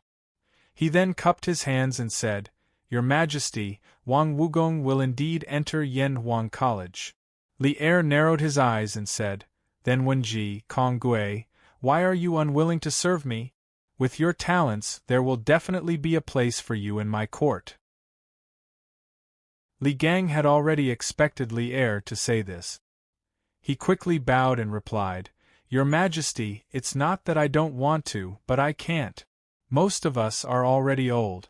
If we still hold important positions, it's inevitable that we won't be able to do as we wish and delay Your Majesty's important matters. We only wish to pass down our lifelong knowledge to others while we're at Yanhuang College. It's our last contribution to Tang Empire. Yen Silu also bowed and said, I also have the same intention. I hope Your Majesty can understand. Li Er quickly got up and helped the two of them up. He comforted them and said, My two beloved subjects, you're overthinking. I don't mean to blame you. I just feel a little regretful. Empress Zhongsun also added, Both of you are people of virtue and prestige. His Majesty is just thirsty for talent. Don't misunderstand. Li Gang straightened his body and said, Your Majesty, you're too serious. I can't bear such great favor. Now that the court is filled with civil and military talents, and all the talents of Tang Empire have been recruited by Your Majesty, I'd better use my old bones in the academy to nurture some young people for Tang Empire. Li Er pondered for a moment and nodded. All right. I just hope that Wenji will take care of yourself. Then, he looked at Li Zixuan and said in a deep voice, Mr. Li Gang is not young anymore, but he's still teaching students for you. You have to take good care of him in the future. Don't let any accidents happen.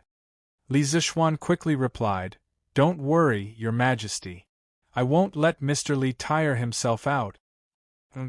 At this moment, Li Er shot his gaze towards Mo Huai. Mo Huai's heart instantly tightened, and his clenched fists couldn't help but sweat. At the same time, he was secretly calculating how confident he was in escaping if Li Er suddenly attacked. Mo Huai. Li Er looked at Mo Huai for a long time, and only spoke when Mo Huai's forehead was sweating. Mo Huai's eyebrows twitched. He stepped forward and bowed. Mo Huai is here. There was no joy or anger on Li Er's face. He said calmly, I don't object to the Mo school. Of course, as long as it's beneficial to the people of Tang Empire, I won't object. So you don't have to worry that I will harm your Mo family. Although he had already known Li Er's attitude from Li Zixuan, Mo Huai couldn't help but say excitedly now that he had personally confirmed it from Li Er's mouth. Mo Huai thanks your majesty on behalf of the Mo school. Li Er waved his hand and said, Don't be happy too early. I'm not done yet.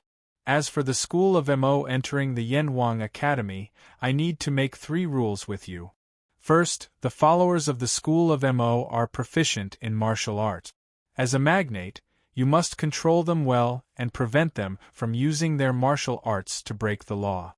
Otherwise, when the time comes, the Supreme Court will personally come and demand an explanation from the offenders.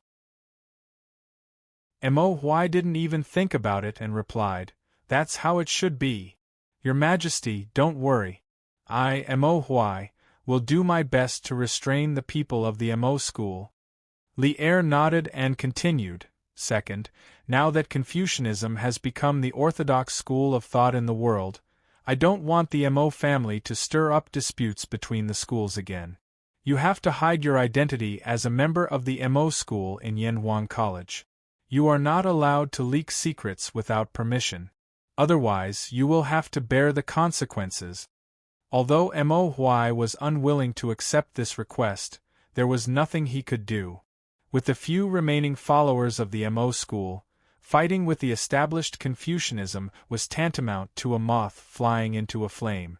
Even if Li Er didn't mention it, they didn't have the strength to do so. Mo Huai understands.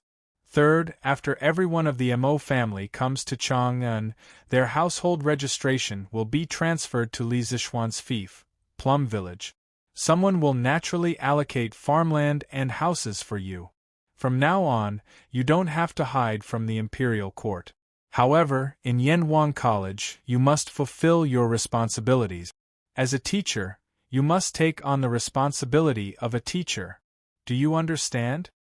Li Er stared at Mo Huai with bright eyes and said the third request. In other words, he was reminding Mo Huai to teach well in Yanwang College and not have any crooked thoughts. Mo Huai obviously understood the meaning behind his word. He couldn't help but feel a little wary of Li Er. Then, he bowed deeply and said, Mo Huai obeys. Thank you, Your Majesty, for your grace. Chapter 635. Alright. You guys must be here today to visit Yanwang College, right? Go. I won't keep you guys here. After greeting Li Gang, Yen Silu, and beating Mo Huai, Li Er had achieved his goal. He smiled and said to everyone. Li Zixuan couldn't help but feel elated. He thought to himself that it was fortunate that old Li didn't find trouble with him. Thus, he cupped his hands together with Li Gang and the others and left. However, he heard a gentle female voice coming from inside the room. Li Zixuan, you stay. I have something to tell you. Li Zixuan's face darkened and he stopped in his tracks. Li Gang threw him a helpless look and left with Yen Silu and Mo Huai. What orders does your majesty have? Li Zixuan turned around and cupped his hands to Empress Zhongsun. The person who just asked him to stay was Empress Zhongsun. Li Er also looked at Empress Zhongsun curiously at this moment. It seemed that he also didn't know what Zhongsun wanted to tell Li Zixuan. Zhongsun stood up from the sofa beside Li Er, then waved to the side and said, Come here. Yes, mother. Li Zixuan looked in the direction of the voice and saw a 7 or 8-year-old boy who looked 70% similar to Li Er. He was simply a miniature version of Li Er. When the little boy heard Zhongsun calling him, he quickly responded and walked over. Greetings, Your Highness. Li Zixuan was helpless. Although he didn't know why Empress Zhongsun did this, he couldn't pretend that he didn't see Li Ku standing in front of him, right? so he could only salute. At the same time, he muttered in his heart, "Isn't this Li Ku the son of concubine Yang? Why is he so close to Zhang's son?" Li Ku, 3rd year and 6th month of Wuda, was conferred the title of Prince of Changsha. 8th year of Wuda, was conferred the title of Prince of Hanzhong. In the 1st year of Jingguan, he was conferred the title of Prince of Hanzhong. In the 2nd year of Jingguan, he was conferred the title of Prince of Shu and was conferred the title of Governor of Izhou. In the 11th year of Jingguan, he was conferred the title of King of Wu and was given the title of Governor of an province. What was slightly gratifying was that Li Ku was not the kind of arrogant prince with his nose in the air. When he saw Li Zixuan salute him, he also hurriedly bowed in return and said, "It should be Li Ku greeting, sir. Sir is a talent that transcends the heavens and earth. Li Ku has long admired you. As the saying goes, don't slap a smiling face." Li Zixuan smiled modestly and said, "Your Highness is too kind." At this time, Empress Zhangsun patted Li Zixuan's shoulder, then looked at Li Zixuan and said, "Mr. Li, I told you before that I would give you a few students. Do you remember?" Li Ku, who was next to Empress Zhangsun, had a hint of excitement on his face.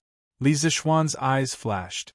Could it be that Zhangsun wanted to send Li Ku to Yanwan College?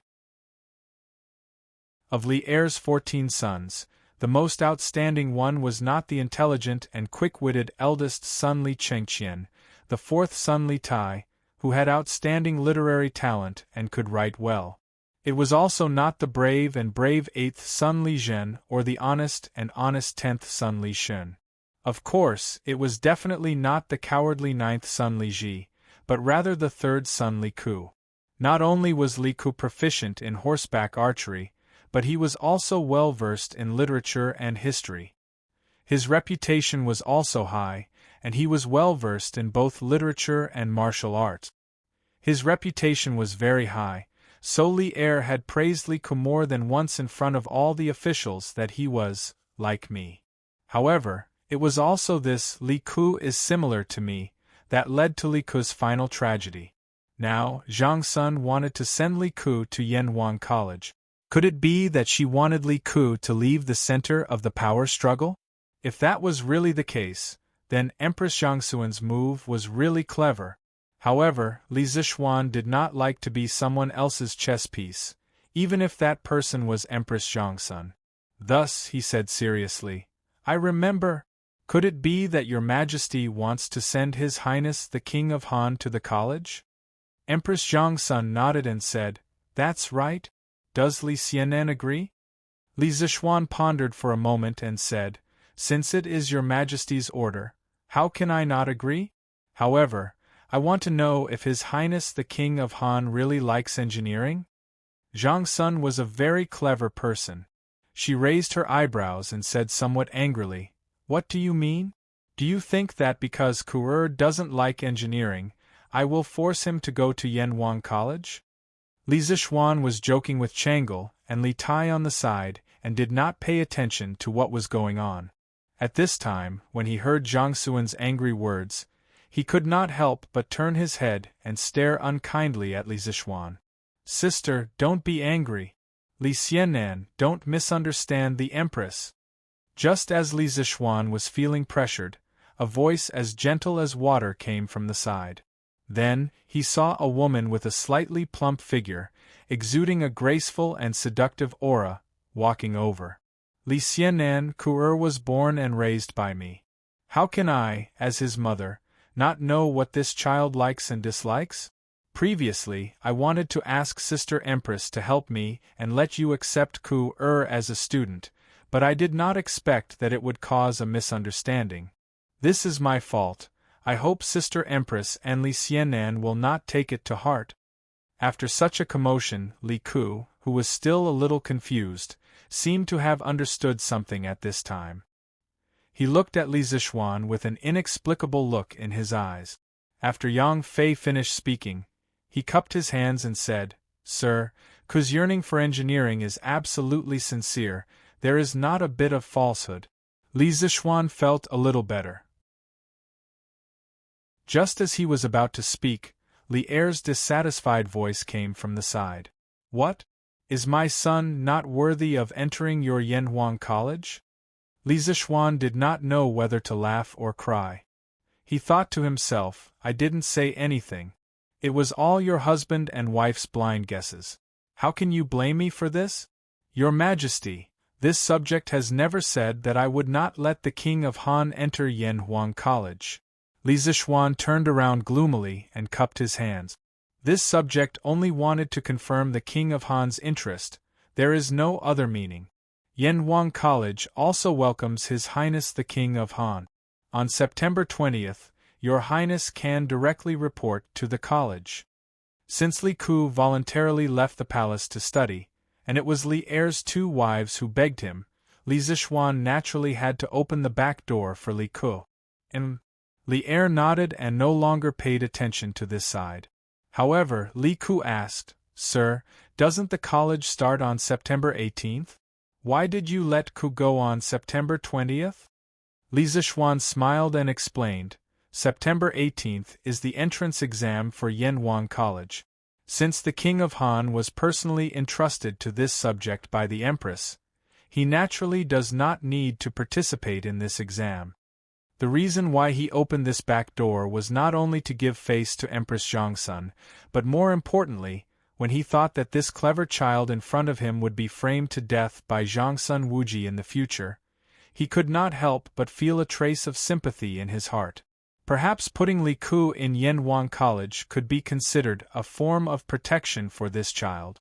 This was originally just a normal process of going through the back door. Unexpectedly, when Li Ku heard this, it was as if he had been greatly insulted. He stubbornly raised his small face and said, No, sir. The rules cannot be broken. Previously, Ku did not know that there was an entrance exam.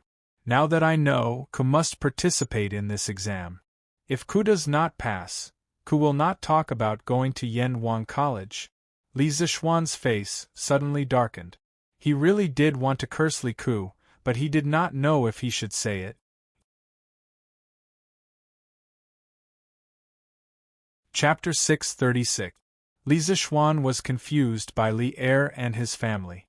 After figuring out Li Ku's logical thinking and confirming that Li Ku's foundation in mathematics was enough to pass the entrance exam of Yanhuang Academy, Li Zishuan resentfully took the 4 little guys out of the bishop's office and left the conference room to Li Er and his 2 wives.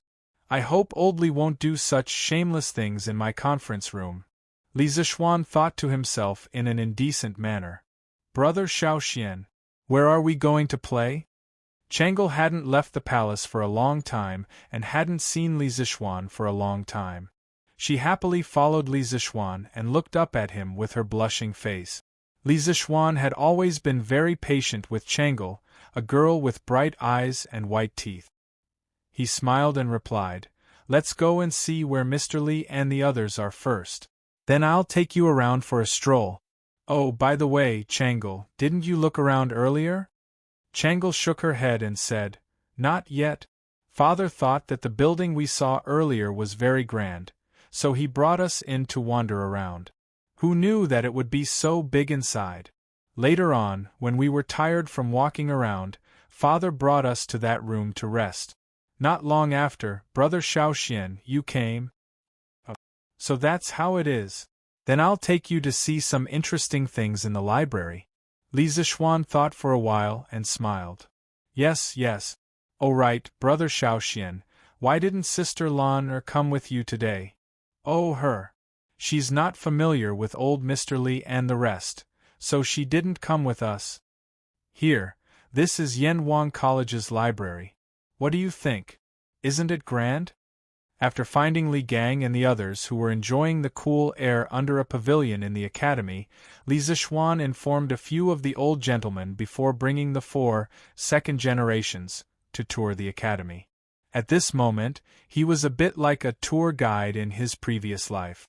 Little Xian, why is the shape of this library so weird? Li Chengxian complained after looking at it for a while. Li Tai immediately retorted, Tai doesn't agree with Big Brother's words. This is clearly grand, not weird. I think that among all the buildings in the academy, only this library is similar to the style of our central plains. Li Zishuan couldn't help but nod secretly. Li Tai was right. Yanhuang College's library, the Red Building, used a lot of China's traditional multi-eave roofs, China's ancient auspicious patterns, and China's traditional red beams and pillars. Compared to the other high-rise buildings in the academy that were purely made of cement, this library contained a lot of ancient style. But I still feel that the overall shape of this building is very weird. Li Chengqian muttered to himself. This is the academy's cafeteria. In the future, all students will line up here to eat after class. Li Zishuan didn't bring them into the library. In fact, every building in Yanhuang College was quite large. If they went into every building, they wouldn't be able to finish it even by nightfall. Wow! This place is so big.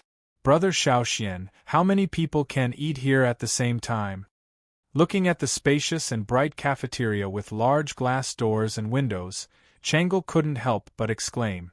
Before Li Zishuan could answer, Li Tai said, "If every table is full, this floor can seat 800 people, and there's another floor above.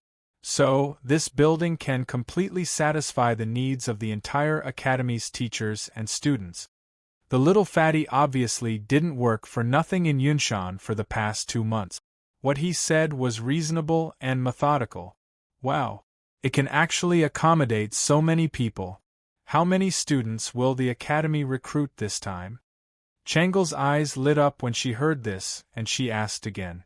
Li Tai didn't know this, so the little fatty decisively shut up. Li Zishuan saw this and replied, "There's no conclusion on how many students will be recruited, and there won't be a fixed number. This will completely depend on the abilities of this batch of students. If they all do well in the exams, then what's wrong with me recruiting all of them? If only a few people's answers are passable, then I'll only recruit those few people." Brother Xiaoxian, does your academy recruit female students? Chang'e suddenly blinked and asked. When everyone heard this strange question, they couldn't help but be stunned. Li Zishuan thought for a while before answering, "Chang'e, this isn't a question of whether I'm willing to recruit or not. It's a question of whether the officials in the imperial court will allow women to enroll or not. The current Yanhuang College is still too weak. Perhaps one day, when Yanhuang College is strong enough to dominate the secular etiquette, then a female branch of Yanhuang College may appear on Yunshan." Oh! Chang'e nodded as if she understood. Li Ku, on the other hand, looked at Li Zishuan in surprise. He thought to himself, "Sir, you're really daring. Allowing women to enroll is simply too crazy." At this moment, Li Chengqian suddenly let out a muffled groan. Li Zishuan's hearing was amazing, and he was the first to detect the abnormality. He hurriedly asked, "Chengqian, what's wrong?" Li Chengqian's expression was extremely awkward. He clutched his stomach and said with a bitter face, "No, nothing. I just felt uncomfortable in my stomach, and wanted to go to the toilet." "Xiaoxian, where is your academy?" "Ah." When Li Tai heard this, he almost wanted to curse. He immediately jumped away, and kept a distance from Li Chengqian, which made Li Chengqian so embarrassed that he wanted to die. Chang'e and Li Ku's actions weren't as obvious as Li Tai's. The two of them moved imperceptibly, wanting to get away from the troublesome place. Li Zishuan didn't immediately understand what Li Chengqian meant. He was stunned for a while, and combined with Li Tai's reaction and Li Chengqian's action of clutching his stomach, he finally understood what this unlucky child meant by going to the toilet. He pointed at the library that they had just passed and said, "There's one in that building. Chengqian, go quickly." Li Chengqian glanced at the library and said anxiously, "No. This building is so big. How do I know which one is the toilet?" Chang'e couldn't help but cover her little face, feeling that her brother Crown Prince had lost a lot of face today. Li Zishuan said, "Qinke, quickly take Chengqian there." Li Tai said gloomily, "Why don't you go?" Li Zishuan thought to himself, this is your brother, not mine. Why should I go? However, he could only say this in his heart. At this moment, he glared at Li Tai and said, Cheng Xian definitely didn't bring toilet paper. I have to find Xiaoning to get some. Quickly take Cheng Xian there. Li Tai grunted in response and obediently went to lead the way for Li Chengqian. Other people didn't know what toilet paper was, but he obviously knew after hanging out with Li Zishuan for so long. Li Zishuan looked at the two brothers walking away and didn't know whether to laugh or cry. Did he meet someone who didn't bring toilet paper to the toilet today? The unlucky thing was that he had to help deliver toilet paper. Fate really made fools of people. Brother Xiaoxian, what is the toilet paper you were talking about? As expected, when Chang'e started asking, Li Ke's eyes also stared at him without blinking. Li Zishuan waved his hand and said, It's a very sanitary type of paper. I don't have time to explain now. You two wait here. I'll be right back. With that, Li Zishuan used cloud-piercing steps and instantly disappeared from the spot.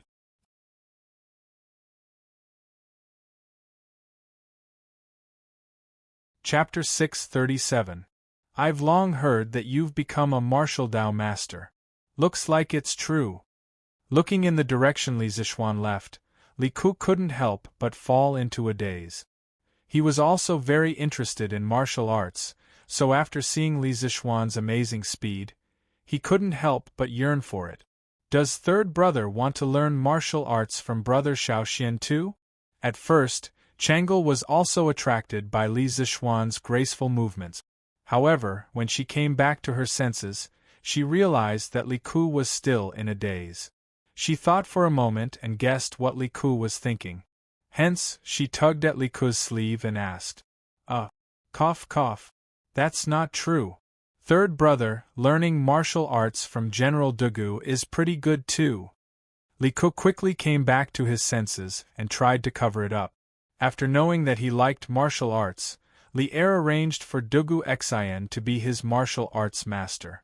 As the saying went, a teacher for a day, a teacher for life. Li Ke was very principled when it came to conduct himself. Hee. Chang'e laughed and skipped the topic. She started to talk about the academy's architecture with Li Ke. The siblings didn't wait for long before Li Zishuan came over with a roll of toilet paper. Brother Xiaoxian, you're back. Chang'e exclaimed in surprise. Li Zishuan nodded. He estimated that Li Chengqian should have just squatted down. Hence, he took out the toilet paper and said, Here, Chang'e, look, this is toilet paper. Chang'e took it curiously and touched it with her hand. Feeling the soft touch, the little girl exclaimed, Ah! Brother Xiaoxian, this paper is so soft. But why does Brother Crown Prince need this? Cough, cough, cough. The overly naive Chang'e couldn't figure out the use of the toilet paper. Li Ke, on the other hand, suddenly coughed. It was obvious that this kid had figured it out. Third brother? Do you know the reason? Chang'e asked Li Ke. Li Ke didn't know how to explain it to his naive sister. He could only stutter. This. What is this? Third brother, why are you hesitating? Chang'e rolled her eyes and said anxiously. Seeing this, Li Zishuan could only helplessly explain, this thing can be used as a substitute for toilet paper. Of course, it can also be used in other places. Just in time. Qinke, since you're back, help me send the toilet paper to Chengqian. Li Tai, who had just walked over, suddenly had a dark expression. Just as he was about to retort, he heard Li Zishuan say, Brothers have to love each other. Qinke, if you don't go, Chengqian will be anxious. Alright. Little Fatty thought for a while, and finally decided to listen to Li Zishuan's suggestion. He brought the scroll of paper to the library. After Li Chengqian came out, he naturally had an awkward expression. However, he still very solemnly instructed Li Tai and Li Ke not to mention his stomach discomfort in front of Li Er. Otherwise, a few more people in the imperial kitchen would probably die. Li Zishuan was quite satisfied with Li Chengqian's arrangement. Although ruthlessness was the most royal family, at this time, Li Chengxian was only less than 10 years old. If a 10-year-old child could really be cold-blooded and treat human lives like grass, then Li Zixuan would definitely not have any interaction with Li Chengxian. Next, Li Zixuan took the 4 of them to see the academy's sports field, dormitory, and even bathhouse. They visited all of them. The sun was setting in the west. Seeing that it was getting late, Li Zixuan followed Li Gang and the others back to Chang'an. As for Li Chengxian, Chang'e, and the others, of course, they followed the guards that Li Er brought back to the palace. However, before leaving, Li Zixuan promised to give Chang'e 10 boxes of toilet paper. Thinking of the shy look on the little girl's face when she asked for toilet paper, Li Zixuan couldn't help but feel a little amused. "Hey, wife, I haven't seen enough yet. Do you want to try it on?" After dinner at night, Li Zixuan accompanied Lan Er to play around crazily for a while before returning to his room. However, he saw Han Yushi using her hand to caress the honorary dress sent by the palace. Li Zixuan couldn't help but tease. "Husband." Han Yushi was startled when she heard the voice. Then, she panicked and said, "No, I was just packing my clothes." "Really?" Li Zixuan moved closer to Han Yushi's ear and chuckled. Then, he came to the desk where the honorary robe was placed. He sighed and said, "So this is what the honorary robe looks like. This is the first time I've seen it." "Sigh, wife, you don't say, this honorary robe looks quite good." What he said was true. Although he had seen it in a TV series in his previous life, how could the TV series be real? The director and the costume designer weren't historians. Han Yushi thought that Li Zixuan was teasing her again. She quickly came over and took away the honorary robe and the imperial edict on it. Then, she said angrily, "All right, husband, stop fooling around. Go to sleep." Sigh. That's not right. Why is this imperial edict made of wood? Could it be that it was replaced by someone? Li Zixuan inadvertently glanced at the imperial edict and suddenly said in surprise. Han Yushi turned around and said speechlessly, "Husband, are you sleepy?" The side of this imperial edict was originally made of sunflower ebony. Li Zixuan frowned and said, "Wood? How can His Majesty be so stingy? Shouldn't it be made of gold or jade?" He remembered that when he was conferred a title, the side of the imperial edict given by the palace was made of gold. Han Yushi put away the robe and the imperial edict, then walked over and said, "Husband, don't talk nonsense.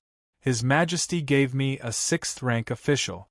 How can I be qualified to use a jade or golden scroll?" Li Zixuan said, "Oh."